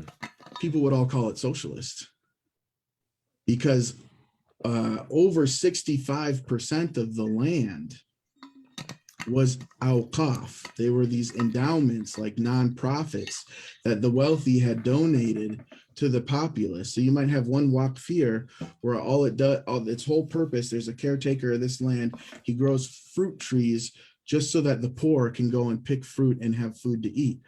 There's another waqf over here that all the crops that are grown on this land, the profits are donated to the madrasa to feed the students, to pay the teacher's salary, and keep the building, maintained, and those things. Mm. That is how the economy functioned in the medieval Muslim world for the most part. And the concept of private property was not really a thing. That's from modern capitalism. What they had back then is they had some farmers or like noble people in the community who own large swaths of land. They would pay what's called aqta taxes to the government. Everyone, of course, is going to be paying zakat, and all of that stuff was kind of how the economy was geared. And then each market had its own muhtasab, or like enforcer, who would make sure no one's gouging prices, no one's tricking people and trying to sell them a goat that has no milk, or whatever, and they puff up the udder but there's no milk, those types of things. Um, and I feel like it's so different than the world we live in now. It's like we can't even imagine it. There's a question that came up in the chat. Nonprofits are not state owned, however, right? So doesn't that separate it from socialism, as most socialists would prescribe it? Well, like I'm saying with these words, you always have to ask people, like, what do you mean by that? Socialism, I think here in America we have this idea that socialism is like communism, or that it's heavily authoritarian, like what the Soviets did and what China did and these different things. But there's a whole line of thought in socialism that's anti-government, and it's just kind of the people as communities coming together to pool resources. And that's where this commune culture of the hippies came out of. So there's more to it than just that. That's why I say it'd be called socialist today, Mm. because it reminds people of this, kind of like socialist communes of the old days, or like the old, because in America we have actually a long tradition of socialist thought that's tied with anarchism. And by anarchism they meant libertarianism, not just chaos, Hmm. but where you're against heavy regulation, you're against these big businesses and wealth, in income inequality and these things. And so, like Rockefeller, who donated to University of Chicago a lot, these types of people would protest his factories heavily and organize and make unions and things like that. And that's kind of the strain of thought that I'm more talking about. Hmm. There's a I want to scroll back up. There's a sister that had a question here about where do you start as far as so she was like, I was asking like, where do you start, and she responded, decolonization is a start. Like, I guess, um so I kind of hear what she's saying. With that Mhm. being said, if we're talking about colonization, like colonizing, like, how we go, because you talked about how when Napoleon invaded Egypt, and then the Ottomans would send people to Western, to not to like non-Muslim lands to get educated. That's kind of in brought in like outside influences, right? Yep, it was like Um, an intellectual colonization, if you will. in a way, okay. But could you say like that the Ottomans themselves were colonizers? in some sense. If you want to be like, if you want to remove like religion, like let's say we step back and look at it like a critique, someone who might say, you know, is that something that is a fair statement?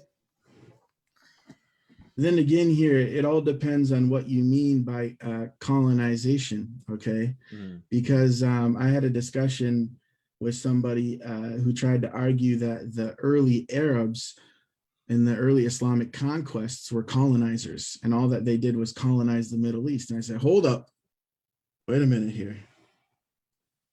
Because when you look at what the Arabs did, first of all, the Arabs have existed from Haran, Turkey, all the way down to Yemen. That whole swath of land is what's called Arabia. okay. It's a huge area. And Arabs were reported in 3000 BCE by the Persians and Egyptians, and all these different civilizations talked about the Arabs. They all knew them. They're not new to the Middle East. So when they came out and conquered, all these places up to Anatolia, started taking parts of what we now call Iran, they had already been living there. They're an indigenous population who rose up, in a sense, first of all. So that's quite a bit different right there. Okay, they were one amongst many ethnicities. They were like a minority, you might say, in the Middle East in that regard. And then they didn't settle with the populations. They built what are called amsar, or like kind of like fortresses or barracks, or their own cities, maybe next to a city. And they were a small minority who ruled over a majority non-Muslim population. Mm-hmm.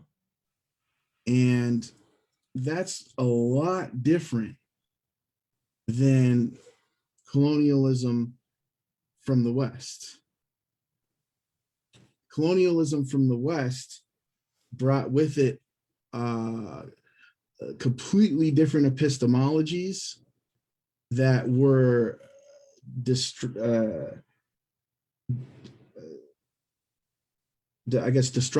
or destroying to what the populace was doing. They just show up and say, you're wrong, ignore them completely, and this is how we're going to do it. Whereas the Arabs, when they moved in to like Iraq or Sham or, Egypt, Mosul, they engaged with these populations, and they left the people in charge who had always been in charge. They became the tax collectors, and they would have discussions like, oh, I see you're reading this Greek text here. It's this Plato guy. Who's that? Who's Aristotle? And they'd be like, oh, well, let's translate it into Arabic, and they would have a lot of back and forth discourse. And the Middle East remained majority non-Muslim until after the Crusades. It was the Crusades that started to make people convert en masse. Okay. So that's a good example. I was gonna ask you, like, so you kind of like define what you term as colonization. So like when you look at British, like, as I don't know if you're familiar with like British India, how does that look? My only vision of British India is when I watched like Jungle Book, like the real life Jungle Book, because it was like Mowgli falls in love with like some white lady in like the modern Disney version, real life actors. The thing about it is, when you look like at the order of things from Michel Foucault or any book kind of like on the history, intellectual history of the West, you realize that not capitalism, but colonialism is tied up with every other Western domain of knowledge. It's tied into capitalism. It's tied into Orientalism. It's tied into Protestantism, and all of these things come together as a package. So when they would come to the Indian subcontinent, or when they would come to an African society, they brought with them missionaries, they brought with them Orientalists, they brought all of these types of things, and they ruled administratively within the population in a very severe way.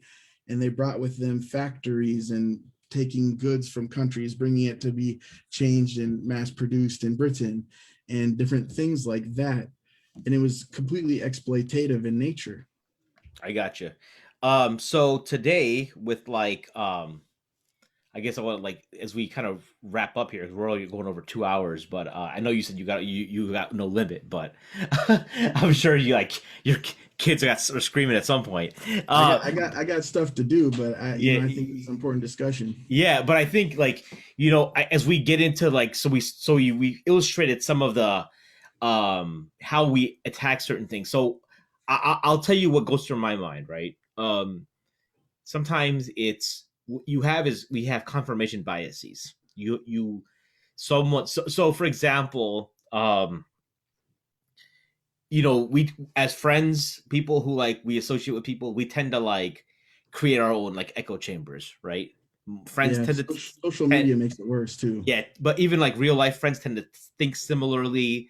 We when we go to work, obviously where we work is we are like I work in corporate America, right? Which is like obviously capitalism in its finest form, so to speak, or whatever, Hmm. pure, and it's and it creates this own mind mentality within the employee, like the company can let you go whenever you're at will. They Right. give you benefits, but then you like it there's this whole thing about corporate culture and how you gotta be a company man and like all this stuff, and they're like, hey, you're so we want people who are passionate, and you're like thinking about like, and where I work, like you can see where there's a higher purpose because of the industry we're in, but like some people working in like you're working. I have a buddy of mine with undergrad with he became a vice president at a freaking drum company, like not musical drums, but like those industrial drums. You know Yeah. what I'm talking about? I was like, that gotta be the most boring thing. How do you get excited about that, right? Right. You know what I mean? So and it's like you catch yourself telling yourself certain things that, oh, this is exciting. No, it's not. It's super boring. You're just getting paid for it. And it's a Hmm. livelihood.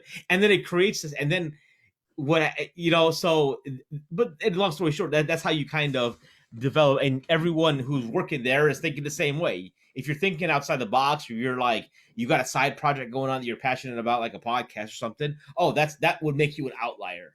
Okay, but in general, Hmm. you're thinking a certain way. So what happens is this. So I hear about this guy who's his name, you Chicago guy, Thomas Sowell. Okay, he's like an economist or something. Okay. Yeah. So I have you heard? Are you familiar with him? I'm not. Okay, so he is. People label him as like a black conservative, right? I don't know what his but I think one thing we have learned in this conversation is that let's avoid labels, okay? Unless we can define them, we should like lay out this guy believes in this, right? So I would see people that like maybe Mashaik that I respect tweeting him or whatnot, and so like, okay, and I see that he's got a documentary about himself. There's a documentary that someone did about him on Amazon Prime, so I check it out. He looks interesting. It looks like he's well read. He's done a lot of work. He's like in his 90s now. And so I'm like, okay, let me hear him out. Right. Now, granted, this guy's still alive. So would it be appropriate for me to like study his works and then but having my Islamic backdrop and like trying to use that as a criterion and say like, do I agree with this guy on here, but I disagree with here? Or again, should I go back to root cause, like going back, find out who he's influenced by, and then go back to them? I think you need to do both. Yeah. Okay. Yeah, I mean, like for instance, I was talking to Yusuf Rios, Sheikh Yusuf Rios, Sure.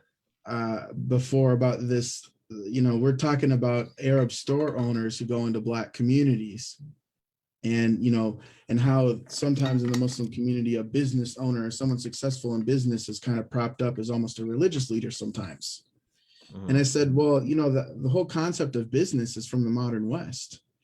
It came from when the Western colonizers went to China and were trying to trade with the Chinese, and this word BG became like business in English. Mm. And it's a concept that you don't see in any classical Islamic text.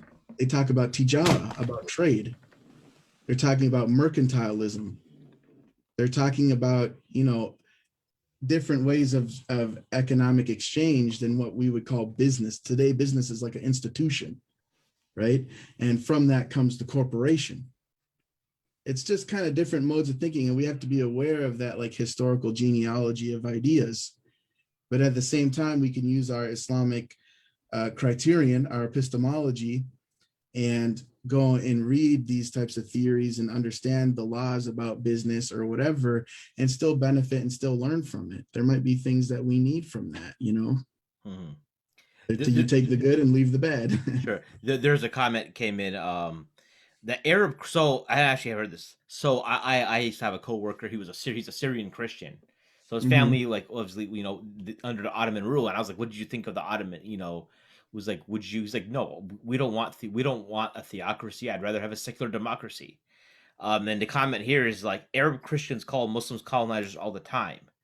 Same with Hindus in the Mughals, I think it was.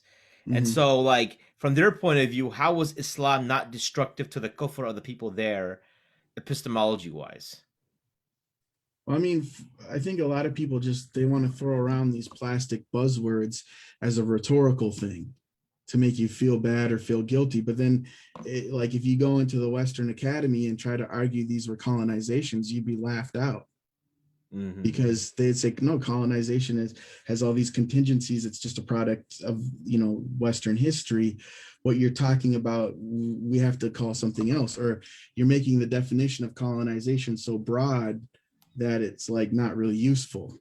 Would you say that but going back to the kind of the larger framework we're trying to implement here, is it Mm-hmm. even like appropriate? Like, how do we balance the idea of, because even the idea of colonization, it's a Western term, right? Right. And so aren't we still using the Western lens to look at this?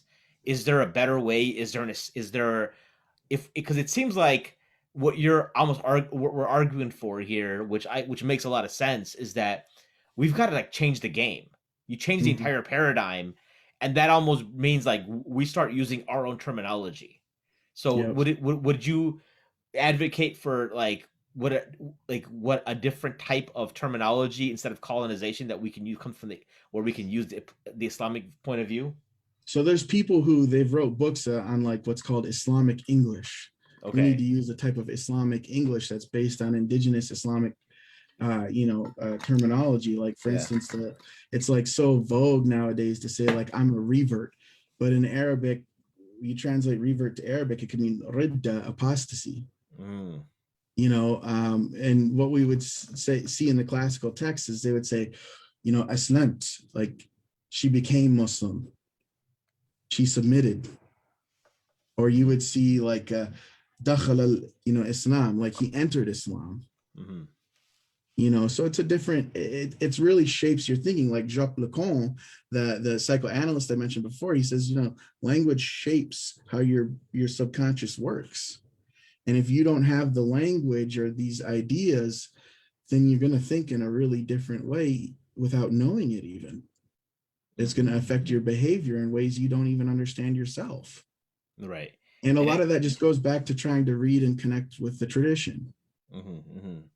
It's almost like, as I'm like hearing from you, it's almost like we need to, in our discourse, try to avoid these terms, because especially in conversation with lay people, because it's going to set people off. And I'm seeing some of the comments coming through, and it's like people like either they jumped, some of the brothers, as I'm looking, they must have missed the earlier part where these words like socialism or colonialism, these are very like, they can mean many different things, right? They're not, it's not a Exactly. monolith, They're right? plastic words. Yeah, it's a monolith. We have to Mhm. like um pick apart and exact like what are you talking about here exactly, right? Um To some extent, these terms are necessary to use, but then you always got to explain what you mean by it. right. uh To avoid them altogether, you might not have clear communication. sure. I got another question. What is Hamza's view of Slavoj Zizek? I'm butcher. I'm sorry. I don't know these names. I'm butchering them. Slavoj Žižek. Yeah. Like, who's that? So For the he's a really prominent leftist philosopher Okay. based out of Ljubljana, Slovenia. Okay. And he's called the Elvis of theory. He's like really big in academia, but he's kind of like an old staunch kind of communist. But Okay. he brings in a lot of thought from French structuralism as well, like from Jacques Lacan. He did a PhD in philosophy and then a second PhD in psychoanalysis. Mm. And he tries to critique capitalism and other types of, like, I guess you'd say, ideologies, and see, this is where the propaganda of capitalism is in our lives. This is where the propaganda of this ideology is in our life from a philosophical point of view. And then he'll talk about it from a psychological point of view, how it affects us in ways we might not even be aware of. um, and from an Islamic perspective, I look at some of the stuff like, okay, yeah, there's definitely, I could see how this capitalist propaganda might be affecting us in ways we don't realize, but I can't agree with him on everything. He's kind of more of the old school, like, authoritarian Stalinist type communist. I ain't down with that. Right. Okay. Sure. And as we wrap up here, obviously you had alluded to earlier, you used to live like you're from talking about Cub Foods. What happened in a year ago in Minneapolis with George Floyd? Obviously, with a trial going on right now. Mhm. Um, you know, there's this whole talk about like there was a clubhouse room that I was a part of. I did not start the room. Are you? I know I saw you're on Clubhouse, but I haven't seen you active on there. I haven't been able to figure out how it really works yet. To be honest, Yeah, if we could moderate it, this kind of conversation would be really useful on Clubhouse. It's a voice only app. I think you'd enjoy it, but maybe after Ramadan we can like figure something out. sure. But I think there's a but it's got to be moderated well, otherwise it can get like hella toxic real fast, Yeah, right? social media, in my opinion, is just not a good place to, like, share knowledge because it gets toxic so quick, so easy. Right, right. So I mean, I think that when there was a room the other day that was called should white people be allowed to convert to Islam? Okay. I remember I was at the gym and like I got some WhatsApp messages and screenshot like look at this clickbait title here, right? Yeah. The brothers who started the a group is the room is from Chicago. You may know him. Um and so I jumped in and then he made me a mod. Although I said like I spoke for like 10 seconds. I was doing other things. I screenshotted it, put it in my IG story. Long story Uh-huh. short is it got shared like crazy. The fact that because like Clubhouse disappears, it's not recorded, right? The next Yeah. day, my Sorry, phone, somebody, there's my kid over there, opened the no, door and almost knocked the light over. no, my it's like my kids were banging earlier on the door. I got it locked, but I think it was just like the club. This room was so I shared it, and the next day, like my phone is like blowing up. Like, how could you support this room? What kind of question is this? And I'm like, listen, I didn't start the room. Like, there's Mashaik in there. Look at the screenshot. There's other like, there's people of knowledge in this room that are like discussing it. It started the conversation because, um, you know, there was a lot of like South Asian and like Arabs in the room who were saying like, yes, white people should, um, obviously like Islam is for everybody. We're talking about salvation. We want salvation for Right. humanity, right? It's not exclusive to any ethnic group. Every ethnic group has cultural baggage of some type, right? We shouldn't True. let that be a hindrance. We go with it, right? And I think the brother who was started the room was arguing from the point of view of like, and he's a white brother, he's a white convert, and he was kind of like, but there's this white savior complex and X, Y, and Z. And I think he's It's talking true. about like a lot of, but again, it's like the question is like, yeah, there is in some you see some in some places, but some places it's um like I remember it's like some Allah people, forgive me if I ever had that attitude. yeah, but there was like I don't know if you remember like whatever happened to Imam Nick. You remember Imam Nick? You ever heard of him? Nick, I was. Imam Nick Pelletier. He was an Mhm. imam down in Irving, Texas. Okay, and this is like not opposite of white savior. Like he was an imam. He's Mhm. a graduate of Islamic University of Medina. He was an imam down there, and there was some case of like some kind of like child molestation by some elder in the masjid, right? And he called it out on the Jumak on the Mimbar, right? Because they were the board was trying to cover it up or something, right? And they were trying to handle it. Was one of those things where it was an uncle who was related to one of the board members and he was visiting and he did something funky with some kid in the Mhm. masjid. Um, and they just sent him back to like Pakistan or something. They just flew him out before anything could happen. And it was kind of like, yeah, we're trying to like brush it under the rug. So he gave a Juma khutbah about it, and he went off, right? And then like 2 days later, he's put on administrative leave, kind of thing. He was like, and I don't know if he works there anymore. Um, so I think I he guess, probably knew that going into it. maybe, who knows, but like it, Mhm. you see it, but at the same time, you see, like, I remember when I first got interested in practicing Islam, the guy that I was infatuated with was Jeffrey Lang. I don't know if you remember Jeffrey Lang. He's a math professor at Kansas. He wrote the book Even the Angels Ask, right? He was a former atheist. He converted to Islam. Or like I Yusuf think Estes. I Yeah. heard about him. Yeah. Yeah. So you would see this like white dude that could be your like math professor, right? In a blaze, like college professor, and he's Muslim. And he's talking about it. And you're like, that's interesting. So I see that. I can get it, right?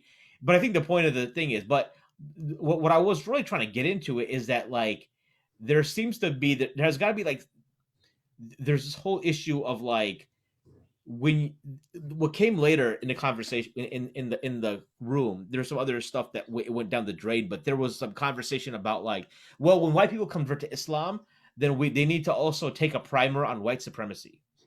For sure. Why would you say that? But do you think that's almost like adding something to the shahada? Well, here in Minnesota, Okay. the community is overwhelmingly Somali, like 90% plus Somali. Yeah. Okay. Okay. If there's a white convert comes in, he's never been around black people before, Mm. more than likely he's going to hurt people unintentionally. Okay.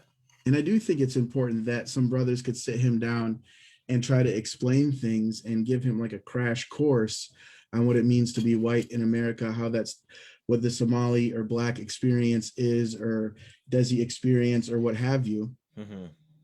And try to slowly and be, of course, real patient with this person, because part of becoming woke, or whatever you want to say, call it, is that you're going to fumble, you're going to make mistakes, you're not going to be perfect. And as a white person, we have to always be receptive to be corrected, to have people tell us what you did hurt my feelings, and say, oh, I'm sorry, I'm not going to do that again, and I'm not here, my intention is never to hurt or oppress nobody. But that seems like just being culturally competent in any Right. space, right? Right. But I think that would go across the board. So I remember, like, it could be anyone converting from another background, and then coming to another. You convert to Islam. Let's say you're an African American and you convert in a primarily like Bosnian community, right? Mm-hmm. You're gonna be going to a Bosnian. So it to me that just seems like culture. Like I don't see how that's like a thing of, because what's happening is that like a lot of the brothers of European descent.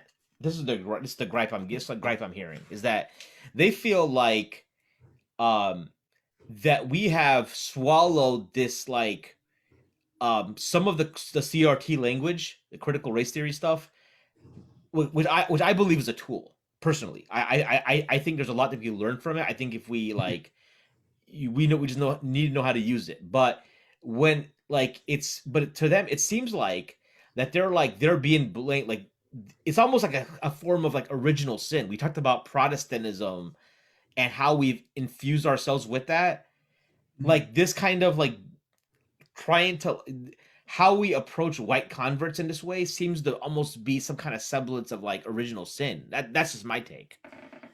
I can't blame Black America or even Brown America for being suspicious of white people in that manner, because history has shown over and over again that white people have exploited Black people, people of color, Indigenous people. So that type of suspicion to me is understandable, and I don't think it's like based in like this type of su'avan, or the opposite of husnul in Islamic like ethics, because there is like a tangible, real thing that happened that white people have done to other races. You know what I mean? That is a logical base of like, whoa, this person really good intentioned, or is this person out to hurt me? I think Okay. that's, but at the same time, we want to maintain ukhuwa, brotherhood. We do want to have husnul dhan. So you got to kind of strike a balance with that type of thing. That's like my white perspective on it. It's almost Maybe I'm like, wrong and I'm yeah, open to being corrected. because the thing, I'm Bangladeshi, right? Okay, so Bangladesh recently, as I think last week, was 50th anniversary of the Declaration of Independence from, at the time, West Pakistan, right? And the Liberation War in the 1971 was pretty brutal. A lot of rape, a lot of bloodshed. Mm. You know, so many Bangladeshis still have like, so this is something very, I mean, like my uncle was a freedom fighter. There's this type of like, it's not, it's, I'm only one generation removed. I was born 10 years after the Liberation War, like, right? Right. Obviously my parents grew up as essentially as citizens of Pakistan, to be honest. Mm. And they saw what happened, but like, it almost, the problem, but when the way they raised me wasn't like, granted, there's always like this slant. Like my cousin would tell me stuff like when I was getting married, when I was single, and I was like looking for, I was like, I want to marry Pakistani girls are cuter than Bengali girls. So I told her, and she's like, no, you can't do that because we won't eat rice. They don't eat rice. They only eat like naan or something, right? Like they kind of some kind of thing like that. Like Okay. what am I gonna do when I come visit you? What are we gonna eat? To this day, she's actually, I don't think she's visited my house once since I've been married. She came to my wedding, but like they live in Canada. It's like it's easier Sure. said than done. We're not neighbors or nothing. There's no Right. beef, just the FYI. But it seems to me like, yeah, I can understand there's like groups of people did this, but then every human being is accountable for themselves. Yeah. Like to me, that's, and I think that we get that from Islam. We don't shoulder the blame. Everyone is responsible for them. So like Ikramah ibn Abi Jahl, at the end of the day, like it is almost like the Prophet Muhammad, peace be upon him, would tell the other companions to be sensitive towards him because he knew that his dad was a freaking dickhead, right? You know what I'm saying? Versus the opposite of like, oh, you were, and he actually fought against the Prophet and the companions. So to me, it's like, this to me crosses over into like what are, I'd be curious, how have in your, your time with Sheikh Samir and Sheikh Walid, have they is this something that you could discuss with, that you've discussed with them in the past?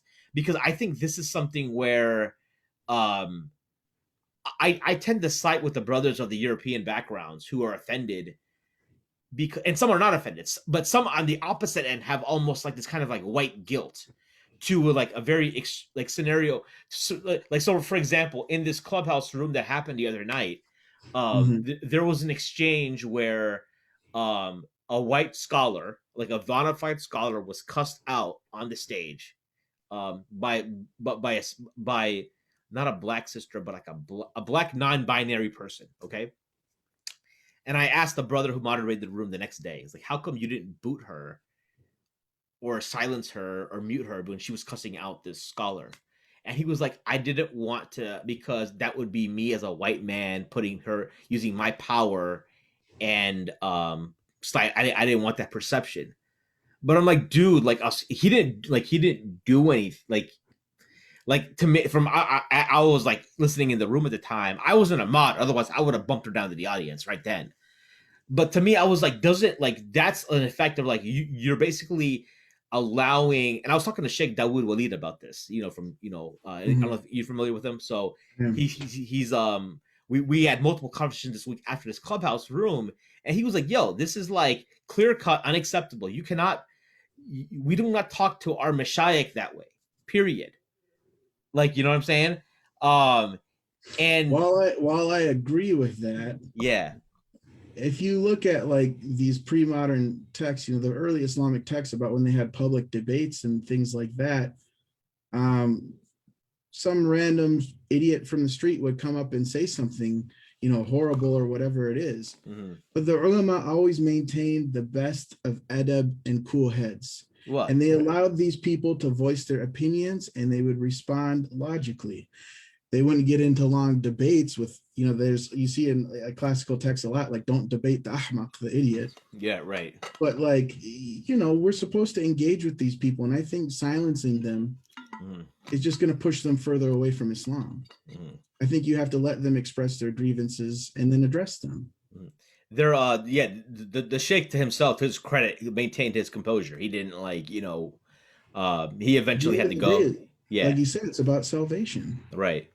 You know, so I think that's what. But yeah, that's but how's life been like? Do you think that have you been following the trial? Like how's it looking right now? I've been watching it very closely. Okay. I was very active, in the protests. I get goosebumps just thinking about it all because I used to shop at Cup Foods. I used to Hmm. pray Juma at Cup Foods. I used to get gas at that gas station. Hmm. This stuff's all been very personal for me. My aunt's a Minneapolis police officer for Hmm. 30 years. Hmm. And to see a man brutally murdered in the street like that by the police was just horrifying, in a place where I've stood before, a place where I've parked my car before. It was, the whole thing's been traumatic and brutal. And, the protests were real. You could see the videos I have on my channel, Hamza the historian. Me and Yusuf Rios are having a conversation about it right now. Like, I think a lot of us protesters got PTSD from it all. Hmm. I had a SUV of white supremacists almost run me over, and I probably could have died. We were at war with the police and the military. The Muslims here saw it as like a struggle, a jihad in a sense. You had Hufad wearing qamis, like thobe, Hmm. throwing tear gas canisters back at the police. Hmm. The shuyukh telling people to go out and protest. Hmm. And now with the trial, it's like all of that's coming back to the surface, all those emotions, all those feelings, all those traumatic memories.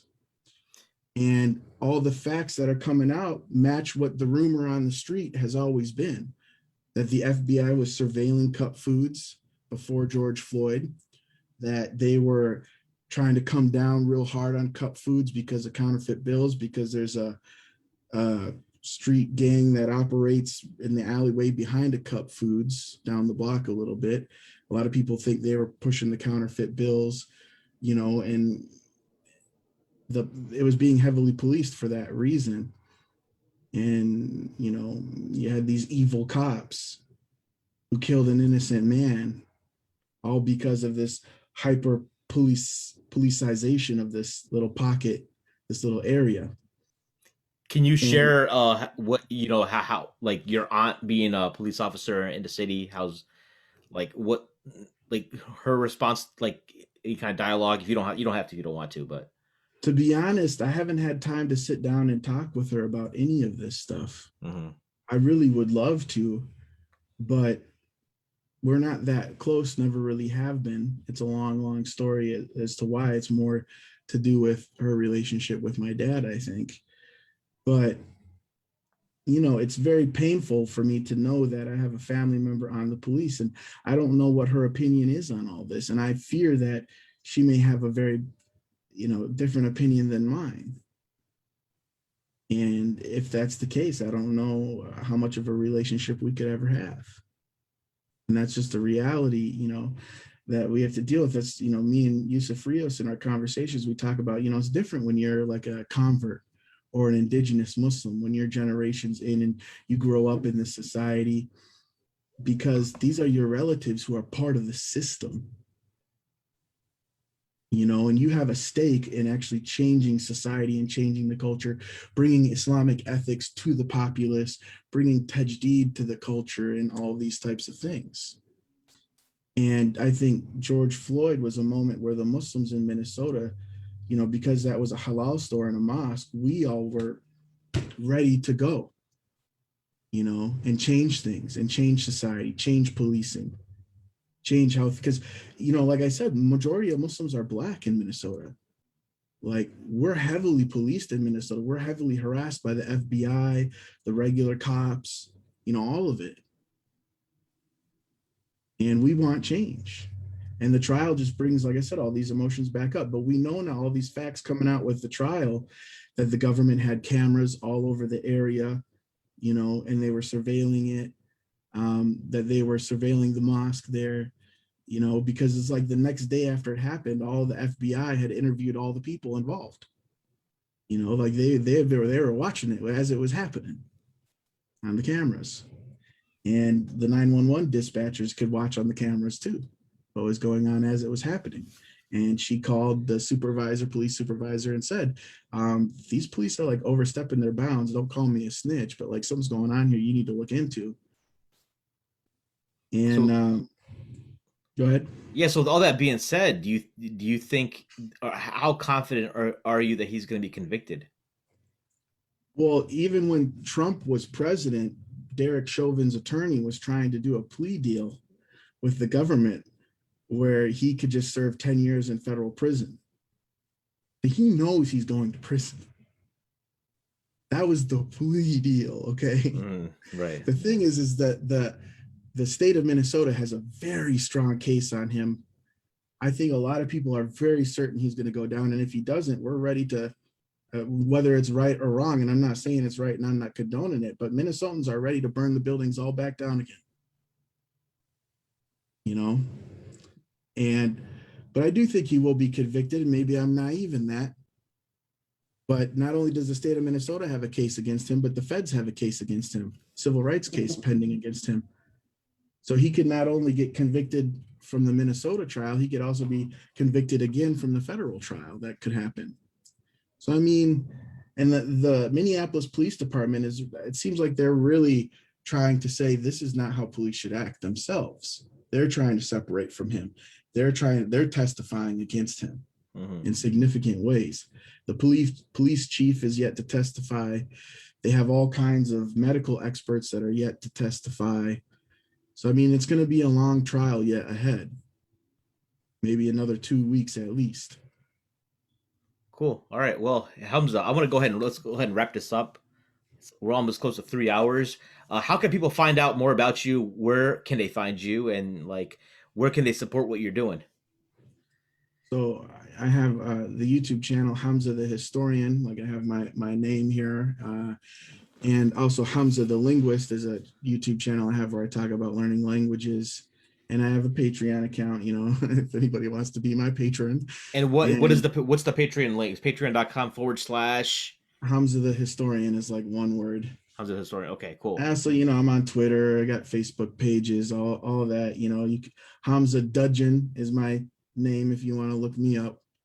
Sure. Well, hey, it was a pleasure. This is probably one of the longer interviews I've ever done. Usually don't go this far, but I feel like I talk too much. No, but I feel like we have to. So I've got to do some homework. I got to get educated on some stuff, and hopefully we could do another conversation at some point. And we definitely, like I said, hope to get you on Mad Mamluks. Inshallah, when you come through to Chicago. For the listeners out there or those watching, you can hit me up at info@sultansandsneakers.com. Wasn't planning on live streaming this on Facebook, but just did it as a kind of like a backup just in case. I have this paranoia that Zoom won't render or the right way, but this is had a few people jump on with no heads up, contribute to discussion. Appreciate you guys asking. Appreciate brother Samuel Master for engaging throughout the whole conversation. And trying to and I try to cover some of those questions that you bounced in there.